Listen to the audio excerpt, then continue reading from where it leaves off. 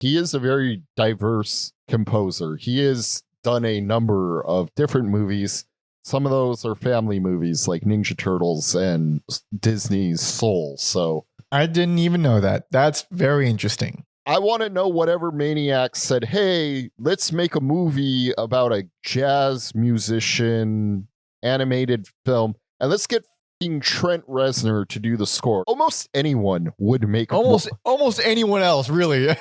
Is Lemmy around? Can we get Lemmy to do it? I mean, is anyone? Mark Mothersbaugh would make it. That would make a lot more sense for sure.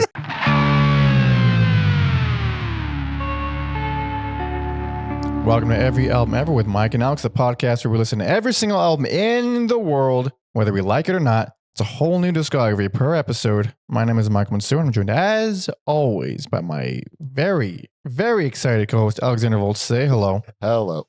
And today, we'll be discussing basically every album by Nine Inch Nails. This was requested on Patreon by Drake Moody a long time ago. So thank you so much for supporting us and hanging out with us.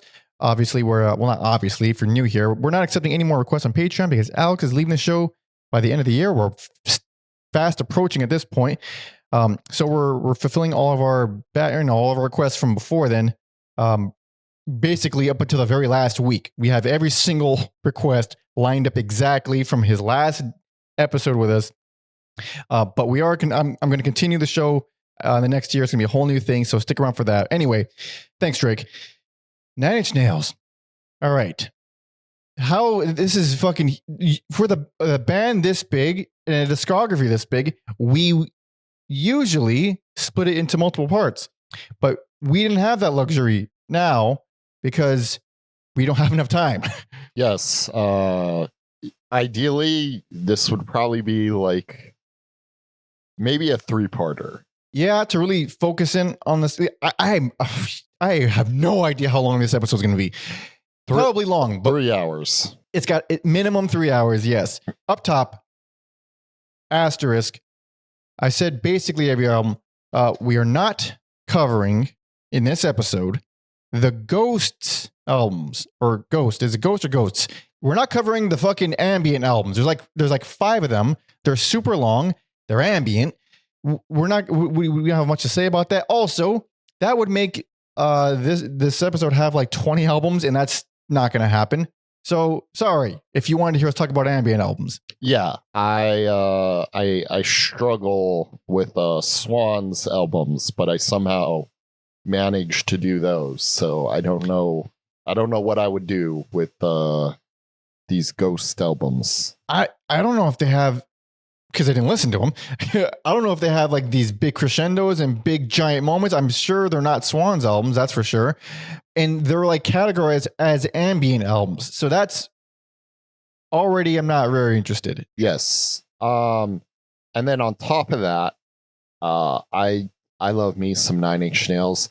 I realized I really like, there's so much I didn't know and so much I didn't hear before doing this, and it's this it's crazy how like at their peak in the 90s they like went on like a 6-year hiatus, and it's like there was only so much Nine Inch Nails music, and now there's an insane amount of Nine Inch Nails music. There was a lot. Yeah, there's a lot.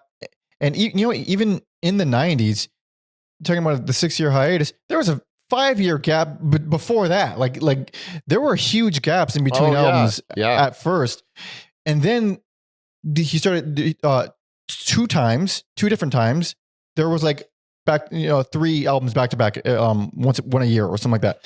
And other asterisk, we're covering all the albums, but we are covering some of the EPs. Or all of the EPs. I think all of the EPs, if I'm not mistaken. So this is going to be also last asterisk. I swear, we are covering the fucking Tron soundtrack because why not? I am so perplexed why this happened outside of making cynical people like me buy a ticket to Tron Aries, but I'll get to that when we get to that. So okay, we'll talk. Yeah, there's no reason to fucking double the length of this episode. We'll get to that when we get to it. Okay. What haven't you heard before going into this episode? Because you're a huge fan. Oh boy, I feel like after really listening to this, I can't even call myself a huge fan. I heard like, the heavy hitters, Pretty Hate Machine, Downward Spiral, and I thought I was familiar with Fragile, but listening to it for this podcast, I was like, I really have not like listened to this album that much. And then With Teeth is the other one I visit, but like everything, and I kind of have like a soft spot for Year Zero, but everything after that I've just like listened to in passing. So in passing, not thorough. That's more than me. I heard the two big ones, but the thing is, I've heard them a lot. And I had to. Especially we'll get into it more when we talk about the albums, but one of them I heard, it was ruined for me pretty much years and years ago. It was ruined for me. I was able to go back to it with fresh ears and have a new perspective. And I didn't let my past trauma taint it. But other than that, this is all mostly, I heard 3 albums. I heard one of the later ones too. But anyway, as I was listening to the discography, we all have an idea of Nine Inch Nails. Horny music with a nerdy voice. That's basically what it is. It's good, but that's just kind of the caricaturized version I have of it in my head. And yeah, they have the style, the Nine Inch Nails electronic industrial style. It's cool stuff. I will admit now, having heard all the albums, I did not give them nearly enough credit for how much experimenting I keep saying they, but it's Trent Reznor, how much experimenting he does, how much he still fucks around, how much he evolves with the times. Even if I don't agree with it, he evolves with the times. He doesn't just stick on one, tried and true formula. The production is fucking top of the line. He's always evolving. It's always interesting. Even if it's annoying, it's still interesting. And a lot of it's like, I don't like that thing, but that's pretty cool. He is, and I don't even think it's hyperbolic, like one of the like greatest musicians working for like damn near 40 years. And I think him entering into film and becoming like a composer solidifies that even more so. And like, I love Danny Elfman. I love why am I spacing? I feel like there's someone else or John Carpenter. Well, John Carpenter. I do love John. Ennio Morricone. I was gonna go Mark Mothersbaugh because that's also yeah. But like I think and obviously those guys laid down a lot of groundwork so Reznor could run, but like it's kind of like you can't even really compare like what they've done to like his stuff. It's just, to me, it's on a different level. I did see John Carpenter this past weekend. Fucking amazing going to watch an 80-plus-year-old man perform music because he starts exactly on time. There's no openers, and you're home by 11 p.m. Great. That's fantastic. If only all shows were like that. Fantastic. And then the closer, this closes out with a dad joke. He like thanks everyone for coming out. Be safe on the roads because Christine's gonna get you. And then he plays the Christine theme. Fucking phenomenal. That's fun. Yeah. He rules. I love John Carpenter. He rules. He like throws up the metal horns too. Like he's always the best. He's always been the best. He's so good. Yeah. Damn. But yeah. So back to Reznor. Yeah, like it's easy to have this impression of him. This like again caricaturized version where he's a guy who's saying he wants to fuck you like an animal, and he's saying it like a giant wimp, and he has this voice about him that's like, and it's like it's easy to make fun of, even though everyone I know, and myself included, who has made fun of him also loves him because it's just the songs just rule. He's able to do this thing that is very impressive, very hard to do, that most people, I would say, completely fucking fail at. He takes the simplest, the absolute most basic bitch riffs and makes them cool. He takes riffs that I fucking hate, takes riffs that are like the most bland, average thing on paper, and turns them into this super satisfying, really crunchy, really like. I can't say that about almost any other artist. Like I can't think of a single one where it's like they take a riff that I fucking don't like and he doesn't change the riff. He just makes it something else. He just makes it bigger. He knows how to build. And I think when I was like younger, there was like Manson was very associated with Nine Inch Nails, and it was like I was still learning music and what my tastes were, and it was just this like that was too weird to me as a teen. But then as my knowledge of music and learning to play drums and like how like writing a song work, not that you need all these things to appreciate Nine Inch Nails. Like it's insane to me that they were I guess still a mainstream act and played on the radio, but I think that like helps you get past that like sort of like edgy stuff where you can appreciate the songwriting prowess of Reznor. Yeah, even like, I mean, is Closer his most famous song? I mean, I'm assuming Closer is definitely like the most famous song. That'll hurt. And you take a song like that, and even if you just take away like the obviousness of the song, the way it's constructed and put together, the arrangements, it's so well done and so intricate. And you can pick any song, and they're all like that. They're all that. At least maybe they get a little bit simpler toward the end in different kind of ways, but for the most part, every song is like it sounds like he fucking spent weeks on one song, just like tinkering with different sounds and put like these tiny little changes, these tiny little subtle things. They're just jam packed, every single one. I think it's possible he could have, for the gaps between albums and all that. Yeah, that's not. I probably should have exaggerated more because that seems very believable now. Yeah, yeah. But we're going to be discussing 12 records total. That's 9 albums and 3 EPs. Although the classification of some of these EPs / albums gets a little confusing because why is this one not an EP but this one is? They're all long. They're all longer than EPs should be too. So fuck it, 12 albums. Let's just go with that. We have some notes here too from our history guy, Tom Osman, who you should all go support and follow. Taken from a piece from Metal Hammer in 2024. It's a biography on Nine Inch Nails. And that about does it for that. So, oh yeah, the other elephant in the room. For fans of the show, I am sorry to announce. I already posted it on Patreon. From going forward, this episode being the first one, we can't have any music at all. We've dealt with we've been demonetized on YouTube because of the music stuff forever. It's fine. Who cares? It don't make any money off it anyway.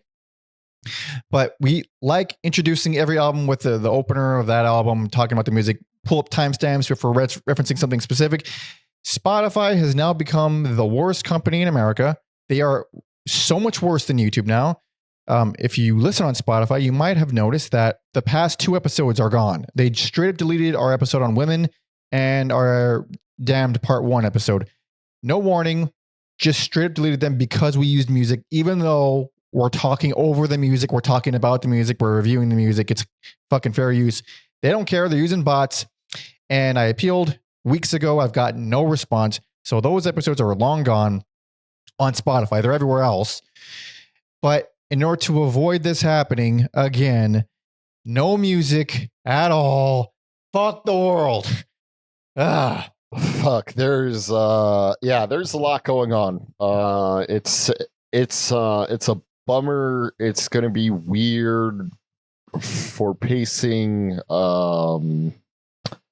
And like I told you before we started recording, I don't know, something's got to give with these fucking companies. Like, yeah, that's we're in a very awkward growing pains period with technology. I mean, the whole internet existing is a growing pains moment, but this shit with the fucking bots and AI and all that, it's like, oh, I feel like it's like growing wisdom teeth or something. It feels like, oh god, get it over with already. We weren't even ready for social media. Like AI is a nuke compared to what it came too quick. It came, yeah, it's exactly that. Exactly.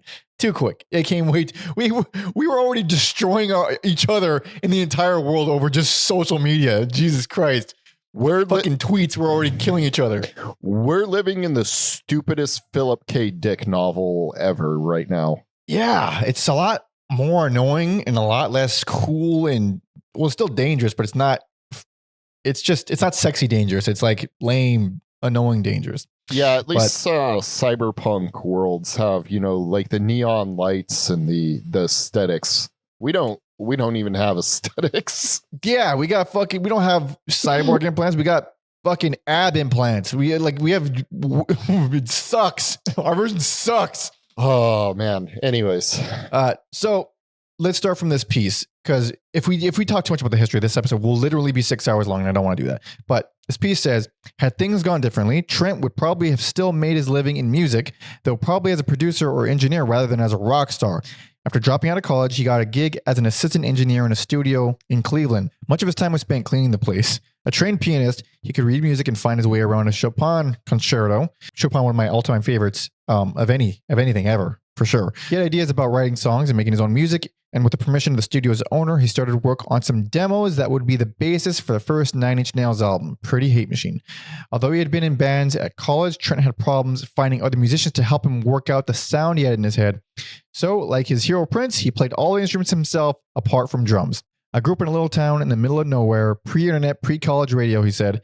My input for the first 16, 17 years of my life was AM radio, FM radio, pretty mainstream stuff. I think growing up on a diet of melodic-based pop music instilled in me that format of hooks. As I started writing music and considering how to write music, it would come back to something that was memorable. I tried to think in terms of choruses, hooks, and melodies, even if that was set in a very noisy, atonal environment. Those early demos got a lot of interest, and in 1988, he signed a deal with TVT Records, a label whose bread and butter was albums of themes from popular TV shows. Although it got his music out to a wide mainstream audience, it was a deal that he would come to regret. Foreshadowing. Tale as old as time. Indeed. It's going to be really weird to transition into the albums without the intro song, especially when you get some of these openers, because they come at you so hard, and they're so great, and they pump you up. So might as well jump into the albums, starting with 1989's Pretty Hate Machine. And the opener is a good opener. I don't know what else to say. I mean, there's no music, so yeah. It had like it's so crazy. Like, I was thinking while listening to Nine Inch Nails, and I've been thinking about this like lately. I don't know what it was with debut albums before the year 2000. Also, personal favorite. Where you could come on like a fucking hurricane just out of nowhere and just change the landscape of music. Like, this is Nine Inch Nails' first album, and there's so many bangers. There's so many like things. Like, if I see them live, like I want to hear these songs, and it's just crazy. And I feel like, and it's not to like minimize newer bands, but I just this feels like these like landscape changing debut albums are a thing of the past. Well, because of the world, how we consume music The is world so is different. the world It's- is bigger for sure. The world is completely different. So probably not. I don't think it's impossible for that to happen on a theoretical, philosophical from that perspective, but not until we lose the internet. Until we lose the internet, that can happen again. All right, but until then, we're stuck searching through little nooks and crannies for things that change our lives individually. Maybe, I don't know. We'll see. But yeah, this album. So this album, I heard too many times. Way too many. It was run into the ground by my brother, who isn't Robert. He, along with other bands that he pretty much just like ruined for everybody because you'd play them on loop and also be terrorizing you with his horrible behavior at the same time. A little insight into my life. And this is one of those albums where it's like, okay, fuck, enough with the goddamn Nine Inch Nails. All right. Yeah. And that was so long ago. And I've gone through a lot of changes as an individual myself, where I'm able to listen to a lot of the bands that he quote unquote ruined for me and enjoy them, like Alice in Chains and stuff like that. So going back to this, I was curious, like, am I still going to be like annoyed by these and bothered by it, or just having lingering negative feelings? And as soon as I hit play, I'm like, nah, this rules, dude. This album rips. Oh man, like the production value. I guess I'm not really a go-to person on industrial music, but I'm just like, the things he's doing with the drum machine sound so advanced for the time. So that's the thing about, especially the drum machine, because it's an obvious 808, unless I'm retarded or something. I'm pretty sure that's like the most obvious 808.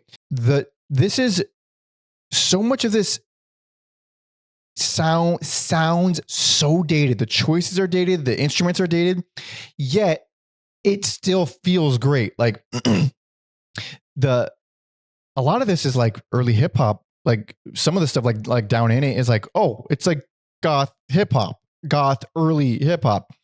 Although a lot of that is attributing to the 808 for sure. But even the beat on the insanely horny Terrible Lie, like, it's super basic. It's super dated. It's not, it's the fucking 80s. A lot of this is like, yeah, this is the most 80s album ever. But it just hits so fucking hard. It feels good. You can't help it. I think he does choices that, like, for sure, the drum machine sound is 80s. But I think he makes choices where it, like, transcends the 80s and gives it this almost timeless quality.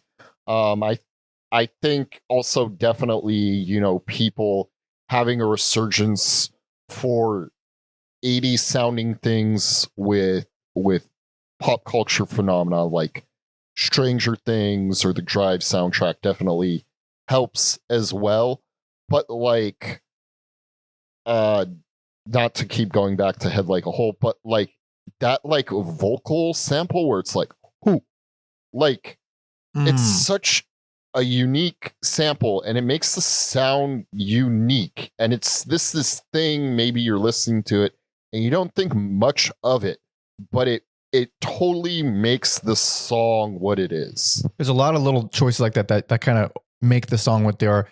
Like the chorus to Terrible Lie is that big anthemic thing, but what does it for me is the little background, that little thing in the background, that little, that's the shit. That's the timeless part. Like the big giant 80s anthemic fat drum machines, that's dated. But the other things in between, another example, which another song that I love is on Ring Finger, which is another one you could point to as being like, oh yeah, that's super dated for sure. But the synths in the chorus, it's like, that's not like the way that is pulled off is, and it's not even just a Nine Inch Nails thing. It's a this album thing, because he doesn't really do anything that's from this point on, like or from the next record on, everything gets a bit more gritty and heavy. So this is like the more like flamboyant type of synths, and it has this character to it, this icy character to it that I fucking love.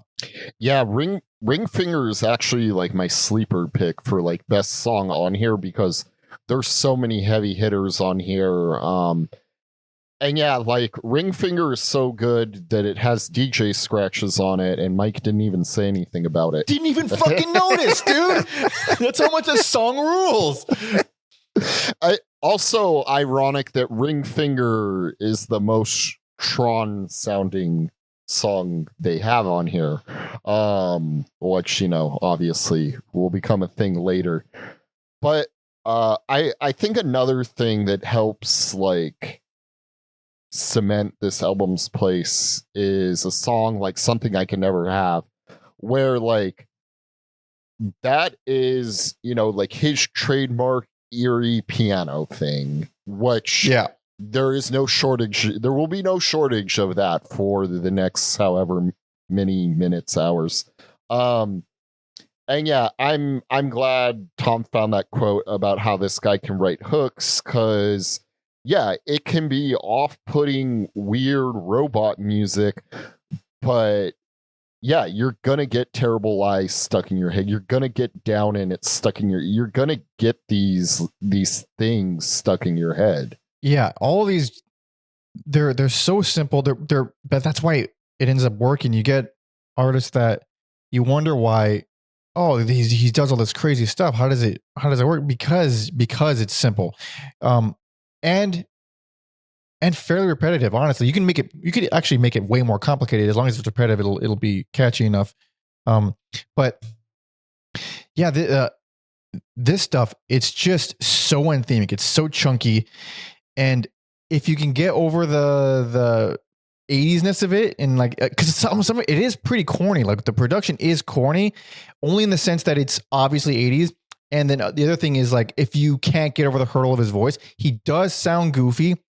He has his voice. The thing is, what ended up made me end up liking it a lot more is that he's just leaning in so hard. He's so confident. There's no hiding. That's his fucking voice, and he's letting you know it. So it ends up coming across as a little bit charming. So I end up just liking it, because like there's some lines even on Ring Finger where like the vocal lines are so like nasally, and you can hear his accent very strong in it. But God damn it, he believes it, so I believe it too. I've never had a problem with his vocals. Are you serious? Come on, dude. I've never thought of him as like a if I'm making a list of like my top 10 favorite singers, like, he's not going to be anywhere near it. It's just always felt like a piece of the puzzle to me. Like he has these layers and things, and his voice is just another thing that's there. That's the thing. His voice has become so ingrained with this style of song, because obviously his voice is the only one that sounds like that. And obviously, well, not obviously, but happenstantially, no one has been able to really do anything like this. You can hear how it influenced people for sure, but Nine Inch Nails is Nine Inch Nails. And it's another one of those bands where if you're too influenced by them, it's going to be really obvious, and it's going to be like, oh, you're just trying to be Nine Inch Nails. So that also helps his voice. Like the fact that everything is so distinct makes it like, yeah, but that's Nine Inch Nails. Like you don't want someone else singing these songs. Like you can probably find a better singer, someone with a less, maybe not out of place, but someone with a less glowing red voice. I'm trying to be visual because I don't know what words to pick, but like it wouldn't be Nine Inch Nails, and it just feels right. It just ended up working out so right. Well, I haven't listened to a full album of theirs, but Lord knows Filter tried. And then I can't say that I have either. And then they made that one Photograph song, which is the opposite of this. But hey, man, nice shot, rules. That could have been a Nine Inch Nails song. I'll take your word for it, unless I've heard it. Which you've heard it. Is it the da da da da da da da da da? Yeah, and then it's like he has the similar like scream, like the way Reznor, more like the way. Yeah, I know what you're talking about. And his vocals are more like how Reznor sound on like Downward Spiral and The Fragile. Also about Reznor's vocals. Also, the guy in Filter was in Nine Inch Nails, and we'll bring him up later. Okay, but with Reznor's voice, as the albums go on, especially like now in the up to now in the most recent stuff, he really learned. He just kept growing his voice, so he's a better singer now, a much better singer, and his voice got deeper. And it's not that. Also, similar to LL Cool J, he got like buffer as the years went on. Did he? I haven't checked. That's cool. Yeah, him and LL Cool J started off as skinny guys, and somehow as they got older, this got buffer. Instead of focusing on their health. Yeah.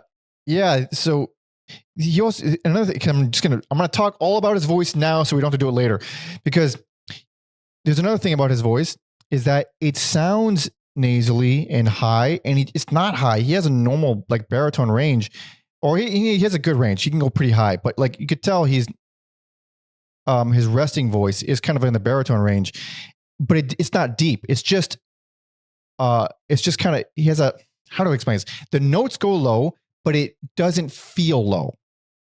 So as he got older, and your voice naturally for males, they automatically kind of get deeper as you get older.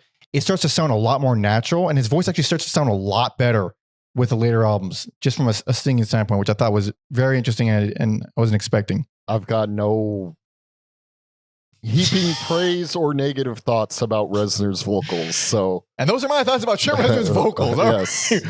Yeah, but with this album, it's just I don't care much for That's What I Get. That one just sort of kind of blends in with the rest for me. Doesn't stand out as much, but everything else, I mean, goddamn, it's simple. It's paced like a motherfucking beast. It's got such a distinct style, not just with music as a whole, but with every Nine Inch Nails album. No other album sounds like this. And yeah, I mean, I undersold this album for way too long. It's so fun. I love it. I do think it'd be amazing if they were forced to do a new album only using like this like bass tone on here in the 808s though. That would, yeah, it'd be fun. It'd be fun. It wouldn't be the same, of like course. A little gimmicky thing, but yeah. Yeah. This, I mean, also you can't really, unless you don't like aggressive music, you can't not like Head Like a Hole. I mean, what an amazing riff that is. I mean, it's just too damn good. Goddamn. Dude, yeah, I wish I wasn't a stupid young man who was like a purist for a little bit, where I was like, I'm not going to listen to anything like electronic, because like Head Like a Hole is one of the all-time greatest angsty songs ever. It pumps you up, man. It's yeah, it's killer. So that's both of our personal favorites. I wasn't expecting it to be, but it felt right. It was so hard doing this many albums. Like, we used to do this in the early days of the podcast, and now it was so hard for me. I almost gave it up. Well, I guess I'll wait.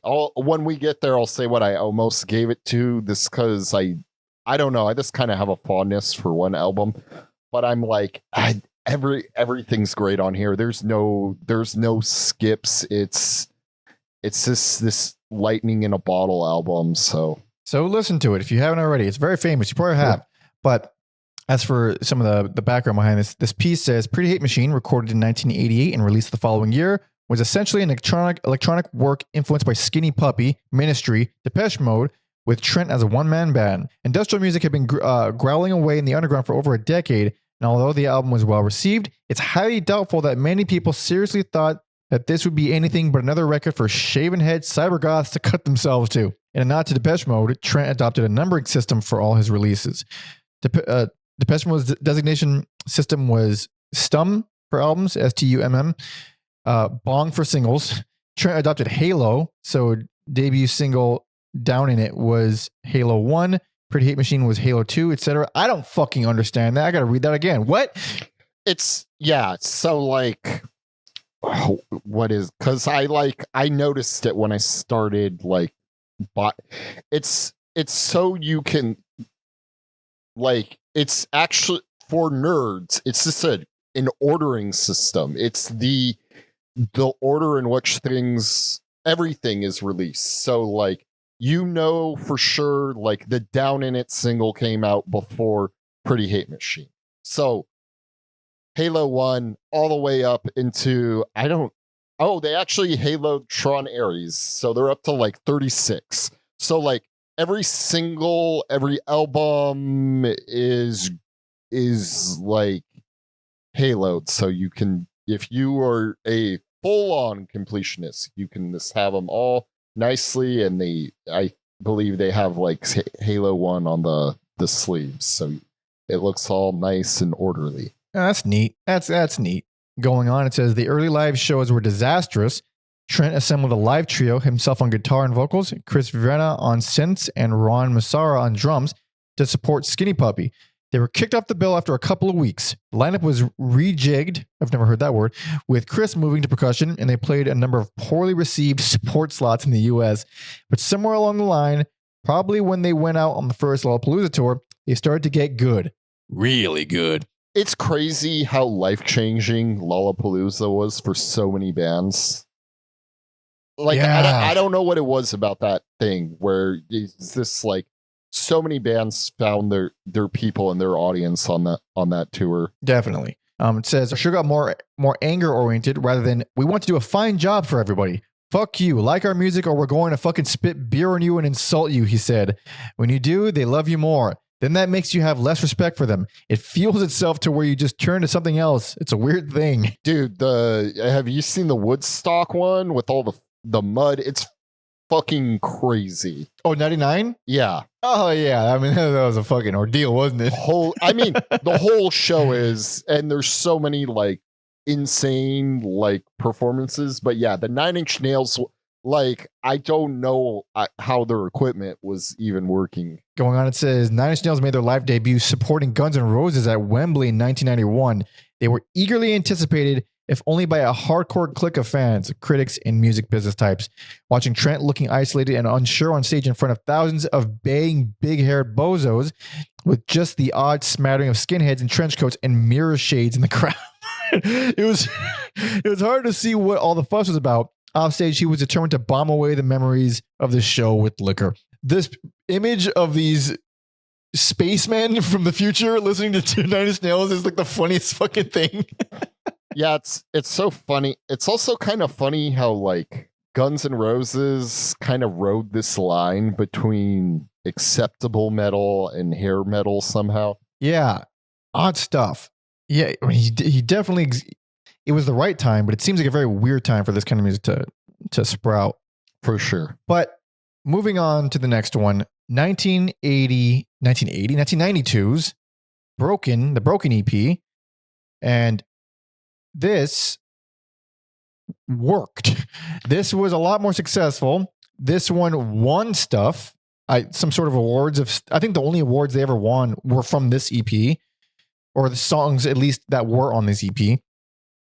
And it's a fucking cool little EP. It is a cool EP that for some reason I've never listened to.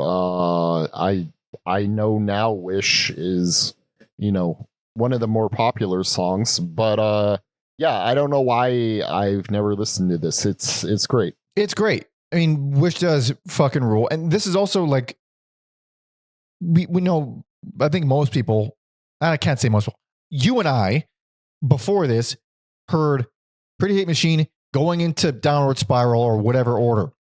This is so like you hear like this is like the missing link. You think it's not even just a missing link. It is like basically the same amount of jarring jump. Like it's already like this is already the sound of Downward Spiral. It's already like super formed and put together, way heavier, way angrier. Like all the 80s-ness is gone pretty much. Like Pretty Hate Machine was 100% drum machines. I think we have real drums on this album. Do we? Because at least it that's the thing that I get very confused. Yes, on Wish we have Wish real drums. On Wish and Gave Up. Oh yes, you're correct. Yep. Two drummers here. So I didn't even bother trying to like decipher like, okay, is that samples? Is that a drum machine? Oh, you could tell it's a drum machine, but is that I've just assumed whatever it is, it's being produced well. It's being put together in some kind of a crazy way. It sounds good. Fine. And it rules. There's which I can't help but mention, a cover of Physical. Nah, it's not bad. I mean, it's a horny ass cover. It's not bad. I didn't even realize that was the cover. I just thought it had it's so different. I just thought it had the same title. Oh, yeah. From Adam and the Ants. Yeah. No, I'm thinking of Olivia Newton-John. I don't even know. Oh, okay. I don't even know that. Okay. Yeah. Okay. Oh, yeah. That if I can't even say her fucking name. Olivia Newton-John has some bangers. I wouldn't call Physical one of them. You wouldn't call Physical a banger. I don't personally like Physical. Don't get physical with me. It is among one of the most overplayed songs in the history, but I do have to, I got to give it up. All right.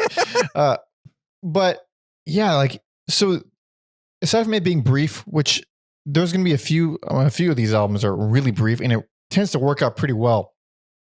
But I didn't find as many highs on here, even though I think every song is good. Every song just sort of feels awesome. Aside from maybe Wish, honestly, even Last, I think is pretty fucking great. What am I talking about? It's a great EP. Yeah. Even like Gave Up is like Motorhead drumming, but like electrical. It's this, and yeah, like you said, I think there's more metal thing traditionally, like metal hard rock stuff on here. And we do get like his nasty screaming vocals here for the first time. Oh yeah. And yeah, Happiness and Slavery too. I'm saying like, oh, this, there's not as many highs as the debut. Happiness and Slavery is one of my favorites, all-time favorites of theirs. I mean, it's great. Maybe because a lot of this is new to me, it feels just really creative and off the wall. Like, you're right in that it's like solidifying their sound, but like, and maybe this because Downward Spiral is so famous and so iconic that this is like, it's that, but it has like a weird factor that, of course, like Nine Inch Nails is weird to normal people, but Broken is like weird even for Nine Inch Nails, I think. It's more fucked up. It's more brutal. It's probably maybe it's the most brutal album. And it's not even an album, it's an EP, but it's hard to say because a lot of albums, even when they get brutal, they have a lot of moments that are fucking not brutal and very, very accessible. But this one, aside from Physical, which is like probably the most straightforward song on here, yeah, it goes pretty hard, and there's not a lot of letting up from it because it's so short. There's no ballad here. It just goes hard and doesn't stop. Yeah, I think, yeah, this got to be like one of the best EPs. I don't want to say of all time, but to me personally, one of Alex's favorite EPs. Look at that. Yeah, it's just such a specific thing. I would have to think about it, but I think this would definitely be in contention for me. Oh wow, look at that. Tom notes here that Martin Atkins plays drums on Wish, and Tom, our history guy, interviewed him like recently, like a few weeks ago. And this is from Tom. He says, he told me that his working relationship and friendship with Trent Reznor went back to around 1986, just as Nine Inch Nails was being created. According to Atkins, he dubbed off copies of the first demo that Reznor made and got him his first agent and attorney with them.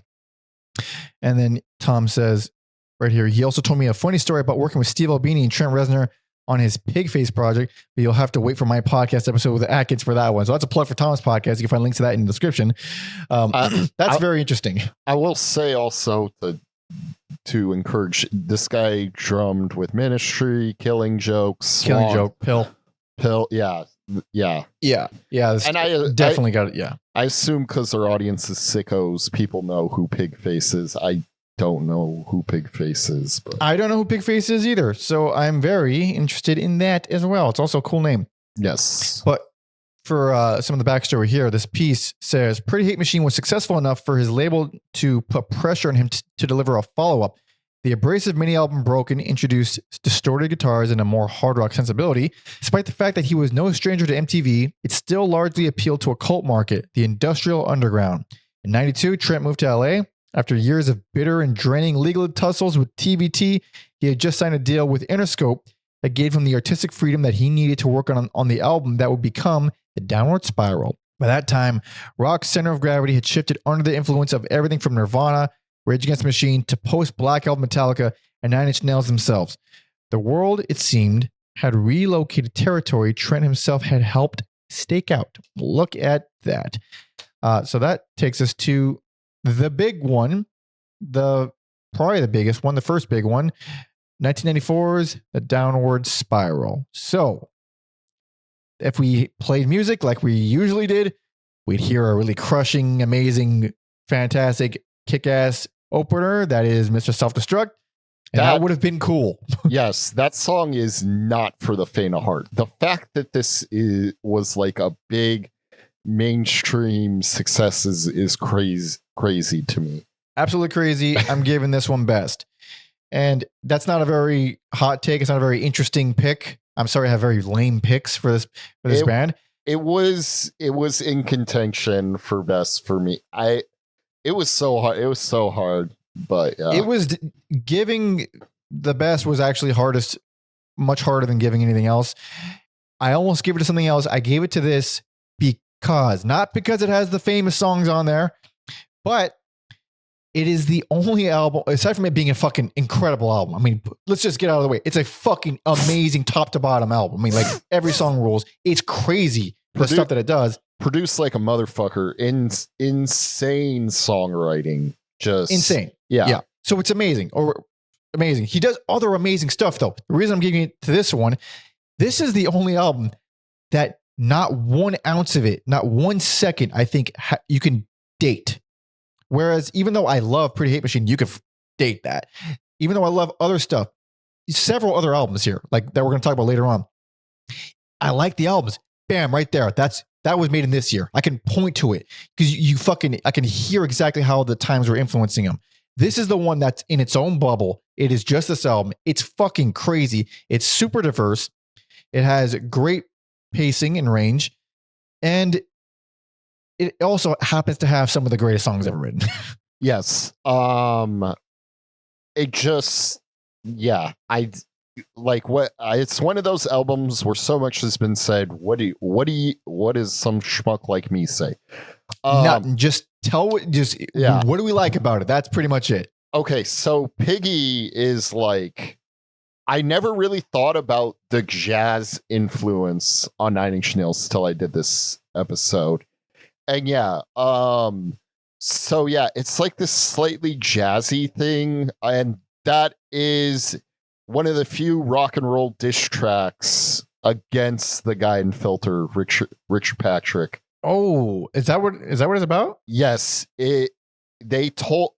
someone who was in the band told him, Trent is writing this song about you. It is not flattering. Oh wow! They have buried the hatchet though. I forget what year it was, but like recently, like since we were allowed outside after the pandemic, Reznor bought him on stage, and they did "Hey Man, Nice Shot." So that's neat. Yes, that's cool.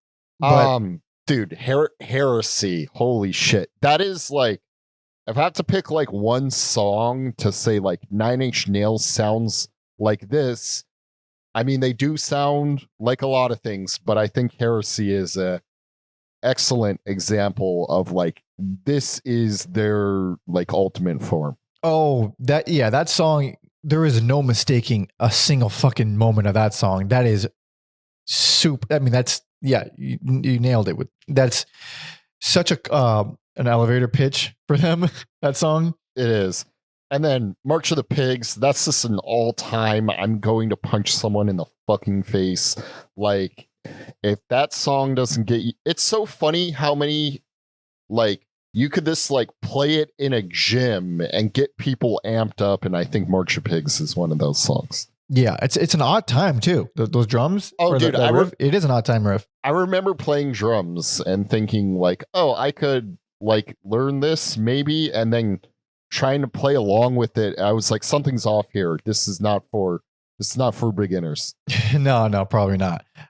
And not much to say about Closer aside from it's the horniest song ever written, and it's flawless, and I love it just as much as everyone else. I mean, I don't know. Dude, I will say a song like Closer, that was on the radio. What the fuck? What the fuck? I guess, I don't know. I guess we have like WAP on the radio, but like that is a fun sexual anthem where this is like someone should call. It's aggressive, dude. Yeah, someone should call the cops. Call the cops on Trent Reznor. And I will say, trying to like dissect it for the pod, they have a lot of songs that sound like evil David Bowie songs, and this is one of them. Oh, well, yeah, maybe. I didn't think about that. Interesting. But those like triumphant horns on Ruiner, I love that part. Oh, right, like the bright ass synth horn stuff. Big, huge, and epic. Yeah, that is the like most cyberpunk song on this album. Also, before I forget, on Mr. Self-Destruct, and what other track is it? I believe it is The Becoming. We got Agent Blue, King Crimson on there. Oh, hell yeah. And then we also got on drums on I Do Not Want This, Stephen Perkins from Jane's Addiction. Okay, nice. Neat stuff. But and then infamously, this, he bought the house Sharon Tate was murdered in, and yada yada. Is that what happened? I don't know any of the. I didn't even know that. Yes, that is like one of the key parts of lore about this one, and I think even the EPs. So that's neat, I guess.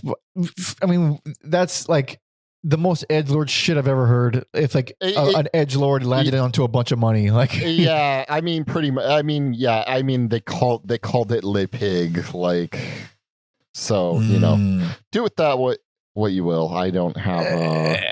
And then, that's the most tasteful thing. And then produced by Flood. Flood's done some cool shit. Flood? Yeah, worked with New Order. Mark Ellis. Yeah. Oh, okay. Nick Cave, Bad Seed, Depeche Mode. Oh. Yeah. Yeah, that does rule. That definitely rules. Nights are Ebb. Yeah, a whole bunch of shit. But yeah, we can't. We're not gonna go. Placebo. Let's not talk about fucking Placebo. All right, they can go fuck themselves. Placebo's 9 Inch Nails gone wrong. Gone horribly wrong. Yeah. Gone in every possible way. But we're not gonna go through every fucking song. It's an absolute classic. Everything rules. It's paced so goddamn well. The choices on here, they're just so intricate. They're so deep, and you pick any song and endlessly dissect it. Yeah, I will say this also does have, using the power of being from the future. I think A Warm Place is a preview of Reznor becoming a film composer and his tendencies as a film composer. Although he is a very, you wouldn't think it, he is a very diverse composer. He has done a number of different movies. Some of those are family movies like Ninja Turtles and Disney's Soul. So I didn't even know that. That's very interesting. I want to know whatever maniac said, hey, let's make a movie about a jazz musician animated film, and let's get fucking Trent Reznor to do the score. Not someone with not like Questlove would make sense. Almost anyone would make almost anyone else, really. Is Lemmy around? Can we get Lemmy to do it? I mean, is anyone? Mark Mothersbaugh would make more sense. That would make a lot more sense for sure. But yeah, I'd say this is one of those classics that it is fully deserving of the reputation. And I've listened to this album like a million gajillion times, and it still just rules. And the more you listen to it, the more they kind of grow on you, because a lot of these songs, they come in abrasively and they come in maybe not the most satisfying, or not satisfying, like not the most accessible. Like the songs in this album, more so than like maybe the next one or Pretty Hate Machine for sure, they don't feel as immediately great. You got to give them like a few seconds, maybe like 10 seconds, and then they're like, oh, okay, this is amazing. So multiple listens is going to make you love this more and more and more. Yeah, and I think, I think it's easier. Like, this is an easier sell than The Fragile. Yeah, the next album for sure, because it is a long album, 65 minutes, but it is not the longest that they have. Certainly not as long as the next album.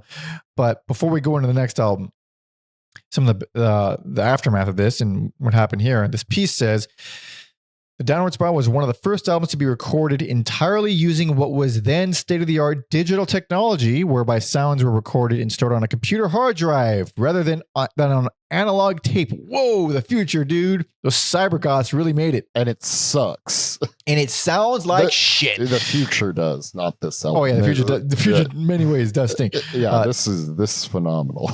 Yeah, this works. It says they could then be digitally altered, adding effects, reverb, or taking such effects off and cleaning the sound up where necessary, rather than just putting the band in the studio, recording the instruments, and mixing it all together. He found a house to rent in the Hollywood Hills, a ranch-style bungalow on Cello Drive. Yeah, on Cello Drive. It's a beautiful location set in the real super rich LA populated by movie executive actresses and musicians. The house had some famous tenants in the past, most notably Polish film director Roman Polanski, pedophile, and his pretty young wife, actress Sharon Tate. It also had a dark history in 1969. I'll just read it. We know what happened, goddammit. In August 1969, 5 people, including Tate, were murdered by followers of Charles Manson. It seemed to dovetail perfectly with Reznor's worldview. It's a coincidence. When I found out what it was even cooler, he told Rolling Stone at the time. Later, he admitted that he had deliberately chosen it for the bad vibes, but regretted this after a meeting with Sharon's sister, Doris. Yeah, dude, it's kind of shitty. It's all fun and games until you realize these are real people with families and yada, yada, yada. That's a message to everyone on the internet. Whenever you fucking want to get in a fight with someone, they all have families and some of them got murdered. Going on, it says, at the time they were recording in the house, Chris and Trent nicknamed the studio Le Pig, alluding to the word pig scrawled on the wall in Sharon Tate's blood by the killer Susan Atkins. One of the strongest tracks in the album was also March of the Pigs, though Trent denied that there was any connection between this and Manson. Well, I always thought Piggy and March of the Pigs were about cops until looking up the lyrics for the pod. Yeah. That'll be a little bit on the nose. So let's just I guess that would be better than further semi-mocking murder of innocent people. But lastly, it says the Downward Spiral wasn't planned as a concept album, but there are linking themes and recurring motifs in the songs. Trent had been keeping notes on his inner state since his chaotic booze and chemical-fueled stint on Lollapalooza. This provided the conceptual backbone for the songs. It is personal experiences, but wrapped up in the pretentious idea of a record with some sort of theme or flow. It's become a kind of dated 70s concept, but some of the records that influenced me on this album were David Bowie's Low, there it is, and even The Wall. I'm sure I'm ripping off Pink Floyd. In fact, I know I'm ripping them off. Those records, although they may appear dated today, that try to do things that are more exciting to me than here's my video track and here's my dance song and here's my power ballad. All that kind of disposability. It was just me bored, trying to come up with something that I kind of wanted to set the parameters to work within to focus more. Worked out. And yeah, also we just completely skipped over Hurt, which would... Oh, that little song? Oh, yeah. Yeah, would find new life as a Johnny Cash song. Yeah, crazy. Yeah, most people would opt for Johnny Cash. What do you go for? They're both like their own things. Obviously, they have different vibes. There is a horny BDSM thing with the Nine Inch Nails version, where Johnny Cash for the main Rick Rubin's a maniac for like. When you hear this old country guy singing it, it kind of sounds like he's reflecting on his life and the mistakes he's made and the like hard times he's lived. So yeah, very similar to like when Charles Bradley covers the song. When Charles Bradley cover changes, yeah, it's very similar. They don't sound the same, obviously, but dude, like I don't care. I'll take Charles Bradley's Heart of Gold over the Neil Young one. I like both for different reasons. Yeah, that's a tough one. It is hard. It is hard. So yeah. So as much as Johnny Cash version is its own very beautiful thing, I like the progressions of the original more. Like they're more dissonant. It's just more dissonant chord. He doesn't do a standard I don't know, A minor or something. I forget which chord. I could pull my guitar and just play it right now and then I'll know. But yeah, it's just I like the more crawliness of this version. Whereas the other one is just more kind of heartbreak. It's more fucked up. The other one is obviously Johnny Cash is a different artist, but yeah, that one's it's beautiful. But so something about this, and especially as a closer, and it sounds nothing like any other song on the album. It's a wonderful closer, a complete polar opposite to the opener. Yes. But now seeing is that we're over an hour in and we've covered 3 out of the 12 records, we better get a fucking move on. So we're going to move. You ready? I'm ready. I can't intro the song, but this is 1999's The Fragile. 5 years later. Also, I'm giving this best. I knew you would. And I'm not mad at that. It sounds like I thought I was familiar with this, but in listening to it twice, I'm like, I think because it is a double album, I skip over it more often than I should. And listening to it, I just have a whole like new appreciation for it.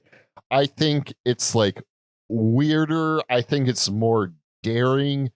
They're doing so many different things on here while being like coherent within the vibe of the album. It is nuts. Double album, yes. More than that. This album is 1 hour and 43 fucking minutes. This is this is a double disc. This is a big ass album. It is so long. And the only reason I didn't give this best is not because it's super long, but because it's super long. If I find one thing I don't like about it, then there it is. There was no reason for it to be that fucking long. Like in my the logic of my brain.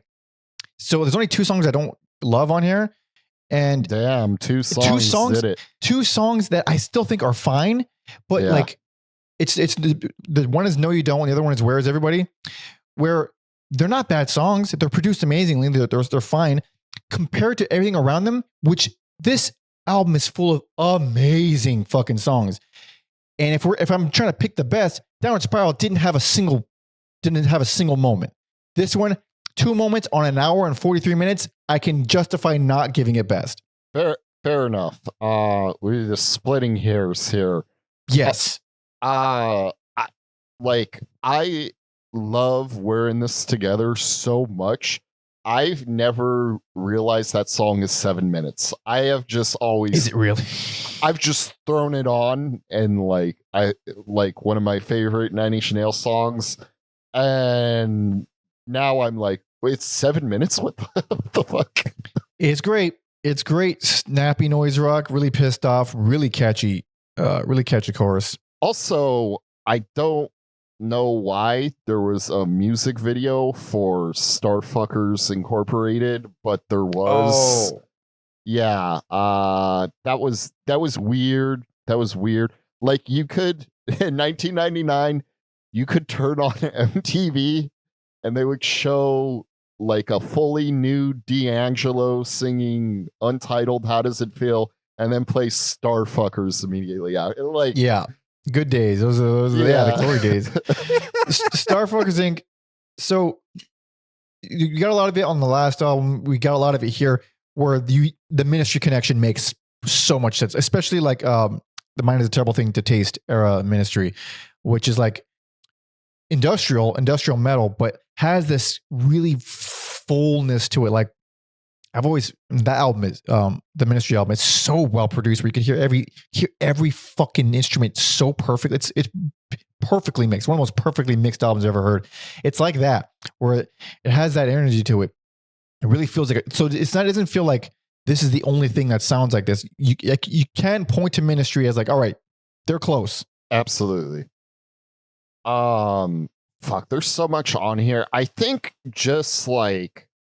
I think you're right that like pound for pound, like Downward Spiral is a beast, but there's just so many odd songs that I feel like don't get talked about or just kind of end up being a footnote, like Lemire.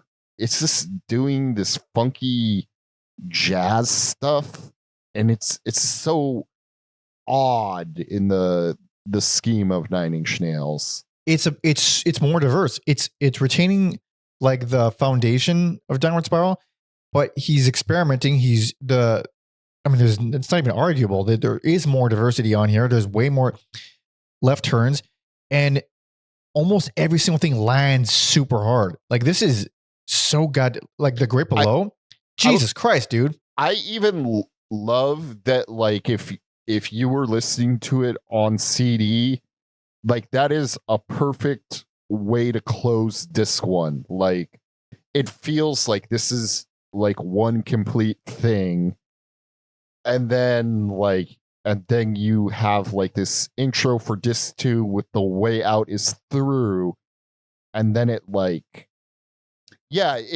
like, sure, it is a huge monumental task to like listen to the full thing, but I appreciate how it's paced and the thoughtfulness. And okay, this is the end of disc 1. We need to have like a closing track in a way. And then we're going to ease you into disc 2. Yeah. And disc 2 is just as strong pretty much as, although it's just as strong. Like it's, even though it is very long, and that's going to be, I don't know, a down point for, I guess, many people, or if you just don't want to sit through all the stuff, you don't want to split this album into two albums. Like it feels like one album. Like, I don't know. It works despite its length. Yeah. Not like the songs on here didn't leave a cultural impact the way previous albums did, but I think in terms of writing and just like being weird and like having diversity, it's unmatched. They have like a whole different career ahead of them after this album, but I don't know. This is for like music nerds. I feel like this feels like, in a weird this is like their Paul's Boutique from the Beastie Boys. Interesting. Where it's just like, I don't know if I agree with that, but I do get what you're saying. In the same sense that there's just so much to sink your teeth into and like get lost in, and you could just revisit this for years and probably find new things every single time. I do agree that it is that good, and I'm also surprised that it didn't hit. Well, I mean, it did well, I'm sure, but like, I mean, didn't have like the cultural explosion that the other ones did. When you get songs like The Big Come Down, which is like, God damn, like that's as good as it gets. Yeah, I would throw that in like their evil robot music songs. It's so good. And even like Complicated, obviously, Complication, like obviously like Reznor has his finger on the pulse of like electronic music, but like, yeah, that is like a dark, like twisted EDM song. So that's the other thing that I noted about this one, and why I decided not to give it best is Complication. I mean, along with Starfuckers Inc., the house beat, even though I have a personal bias against, I don't like that beat, whatever. People like the beat, it's fine. I hear that beat. There it is. You're in late 90s. I know exactly where you are. You just dated it.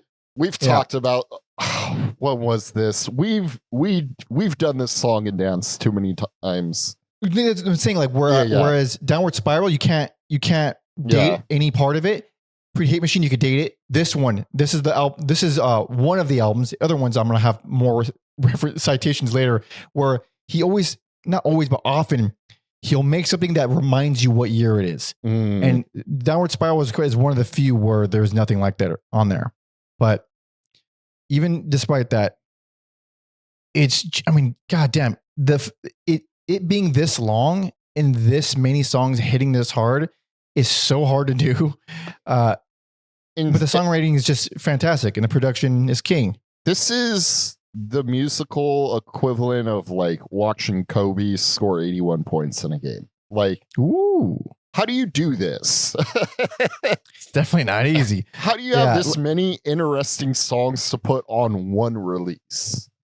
Yeah, I mean, it did take 5 years, so fair enough. But yeah, like these first 4 records alone, it's like, oh yeah, there it is. That's a legacy. Like you don't even need more. Like that's it's cool that he made more, but that's crazy. Also, if I'm on heroin, I'm not doing anything, let alone recording 3 of the greatest albums of all ever. Yeah. Yeah. It helps some people. I don't know. Yeah, I clearly, I'm sure, yeah, we've have no shortage of people who've been on heroin covering them on this podcast. Yeah, indeed. Also, Dr. Dre worked on this album. That's the Interscope connection, because that's crazy. Growing up, before all these like music labels got folded into what is essentially 3 or 4 music labels, I remember thinking like Interscope was like the cool, like mainstream album. Like you could be like a weirdo and be on Interscope. In part due to bands like Nine Inch Nails. Yeah. Tom left a note here. It's written in a way that it doesn't make any sense. I think he might have typed it fast, but basically he's referencing Dr. Dre kicking D Barnes down the stairs this time, and then also getting her blacklisted from all of the music industry. So physically assaulting her, bad, and then also ruining her career.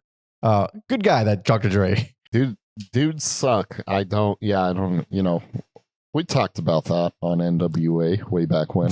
6 years ago on an episode that's gone, pretty much. We're bringing it back, dude. He stinks. But as for the time surrounding this album, this piece says, angry and discontented, burned out after the process of recording the Downward Spiral and keeping up a punishing touring schedule, he eventually started work on the follow-up. In 1998, he relocated to New Orleans and became a virtual shutaway from the studio, working with producer Alan Mulder, who'd worked on the mixes of the Downward Spiral, but whose pedigree also included Depeche Mode and My Bloody Valentine, who Trent admired. Look at that. There you go. That makes sense. Yeah, it does. It says Chris Vrenna and Trent had parted ways after the grueling and knowingly titled Self-Destruct Tour in support of the Downward Spiral. Ministry drummer Bill Rieflin and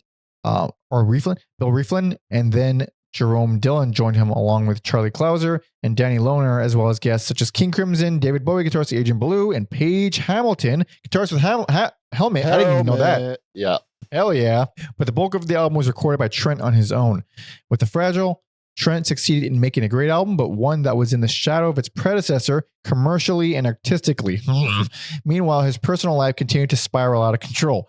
He'd been to rehab and cleaned up his act, but before long returned to his former ways. In July 2000, he was hospitalized after accidentally overdosing on heroin and canceling a major London show. It was, he said, a wake-up call. The following year, he entered a rehab center in New Orleans. Yikes. Man, what? I wonder if it's like New Orleans is because it's like away from New York and LA, but also like it's New Orleans. I'm sure there's no shortage of drugs going on there. Yeah, it's New Orleans, dude. It's a fucking crazy party scene. What the hell are you doing? Like, what was he thinking? Go to Nebraska, asshole, where no one lives. Yeah, Bruce Springsteen wrote a great album about Nebraska. There it is. There was also a pretty good movie with Will Forte called Nebraska.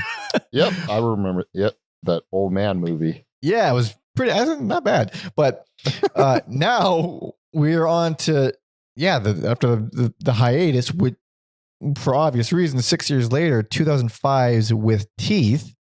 And I didn't realize that Dave Grohl was on a bunch of this album. That's interesting. Yeah, it was actually Dave Grohl why I started listening to like Nine Inch Nails. He said something like the electronics don't make Trent Reznor a good musician. He would be a good musician regardless of what. If you put him 500 years in the future, 500 years in the past, he'd be a phenomenal musician regardless. And that like quote changed how I looked at electronic music. It's just a tool, like any other instrument. Yes. Just a tool. Yeah. And whatever tool you happen to have the most skills with is going to be your most effective tool. Simple as that. I think there was a similar quote from Omar from Mars Volta, where guitar is just the thing he happens to be good at, so that's why he writes on guitar. But that's the way it is. This album's also the beginning of the bromance with Reznor and Atticus Ross. I see. Yeah, this album. It's funny that like artistically, they were saying artistically, The Fragile wasn't close to the Downwards. I think it's fucking very close to being as good. And you think it's better. So that's crazy. But I mean, that whole chunk is like, you can't touch that. This is where I start to see some cracks in the foundation. I think it's a good album. I like the album a lot. But here is where I start to, it's not the fucking juggernaut that was the first 4 records. I have such a fondness for this album. I almost gave this personal favorite. There is just things on here that get me amped up. Like I think The Hand That Feeds is like one of their best singles ever. It's a fun song. I don't love it, but goddamn it, it's fun. I'll take it. Yeah. It's not like as raw as a song like March of Pigs, but like, oh man, it still gets me amped up. I've also like never before this album, there wasn't anything he did that made me think of trip hop, but like that opener song, I'm like, oh, okay.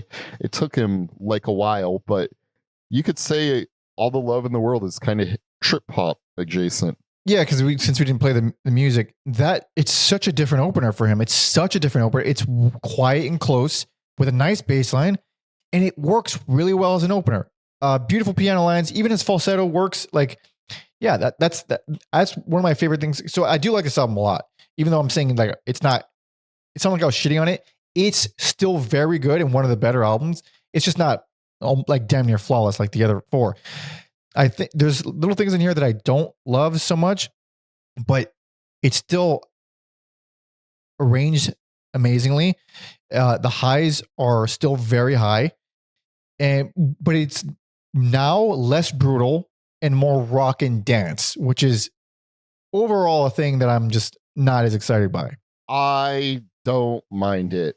So obviously, yes, more rock driven as evidenced by Dave Grohl being on here, and some of the songs like I didn't even realize Dave Grohl was on this album until you said that. I didn't either until I said it. Yeah. And then we also, and I'm using the term happy feel good loosely here, but like we get the beginning of like Nine Inch Nails songs that feel kind of good, like The Collector. Yes, that is exactly that. We're getting to the uplifting light side of the writing, which I don't like as much, but I'm glad it's there because it mixes it up and changes the feel. And The Collector is really, really cool because even though it's lighter, it has these little creepy horror pianos thrown in, like little kind of peppered in there. It's a nice little texture along with this kind of strange odd time dirty bass thing. Yeah, lots of fuzzy bass on this one. One of my favorite songs on here is Only because I just like connected the dots. I think his best score is for the movie Challengers. Like that score is phenomenal. Like you would probably hate it because it is very like dancey and disco, but I don't care. It's his best score, and like I was like, Only is like the seeds of that score right there. It definitely has a lot of disco on. Yeah, like there's a song on the score that would probably drive you crazy, where like the only vocals are just like yeah, yeah, yeah, yeah, yeah, yeah, Hate it already. dude. That shit is so infectious. Oh, good lord. But even so, I like only. It's I mean, like many other things here, it's really leaning into the dancey stuff. And I was surprised at how much I didn't mind how dancey it got, because it just felt like his version of dancey. And oddly enough, he manages to make it kind of kick ass in a lot of ways. It still hits pretty hard. That's what he does. He always makes it his own, like gives it that Nine Inch Nails stamp of approval, where he can pull from things. Like, I think I've never also really thought of them borrowing from punk elements either, but we also get that here on like Getting Smaller. I'm like, okay, it's a little more like simple chords. Yeah, there's a lot of, I mean, he's no stranger to simple chords for sure. Yeah. But the stuff that didn't work for me, like the only song I don't care for is The Line Begins to Blur, not to burr. It's because of the riffs. It's just like they're okay, they're fine, but like it's like a bridge too far into like the rock territory, which only happens a few times in the discography, where it's like, okay, that's just a rock song and I'm bored. That's one of them. But before that, we got fucking Sunspots with these Melvins ass sounding riffs like throughout. It's like a Melvins. Well, it's not a Melvins song, but it sounds like something Melvins would write. At least the bass lines. Yeah, and he's like doing different stuff with his vocals. Like he's a little more high pitch on that one. I get what you're saying with the Melvins things, because I wrote that it feels like kind of insinuous and like evil, and like and that is how I think of like Melvin's riffs. So I can see how you got there. Yeah, for sure. Yeah, but it's the songwriting. I think the foundation is sort of the same as it's always been, where it has this really simplistic, easy to grab riffs, but with like crazy arrangements and crazy layers all over everything. But he's moving more toward rock. There's more dance. He's experimenting. Like the evolutions from album to album from this point on, they're not huge, but they're like respectable. They're not. It's something that's going to like completely blow your mind, unless you were to go from here to the last one or something. Then you hear like, whoa, what the fuck happened? But in between, it's like there's a gradual movement. Listening to all this over the course of 2 weeks, I do think this album is interesting, how it's like more simple than everything before, but there's also a lot of like more like quote unquote cinematic parts, like these tones and things that he'll use in his scores. You can hear that like a lot more on this album as well. Yeah, that's only going to keep growing with each successive album. But so almost your personal favorite. Almost. But I'm just like, man, Pretty Hate Machine is just too good. It's too damn good. It's a different beast, yeah. But I love so many songs on here. It's unfortunate I only have 4 picks and two good ones. Yeah, it's a good album. I will probably, I'm surprised at how many of these albums I'm keeping in my library. Like, dude, I was expecting to keep that just like, probably just gonna be maybe one more new one. No, I'm keeping a good chunk, like 6 of these albums at least. Hell yeah. Yeah. As for the background, this piece says in 2004 he started work on a new Nine Inch Nails album with Teeth, but he was not confident. I didn't start work assuming that I still had the power that I once wielded, he said. The album marked the beginning of his collaboration with engineer, mixer, and producer Atticus Ross. Although it began life as a concept album, With Teeth was a song-oriented record, simpler and less grandiose than The Fragile. Released in 2005, it was also more political, catching some of the post-September 11th mood of paranoia, themes that came to fruition on the follow-up Year Zero, which brings us to 2007's Year Zero, and I'm going to say it right out the gate, my least favorite. Wow, wow. I don't believe this is their worst album, but it is the one I don't want to hear again. I don't hate it, but I definitely enjoyed it the least out of everything here.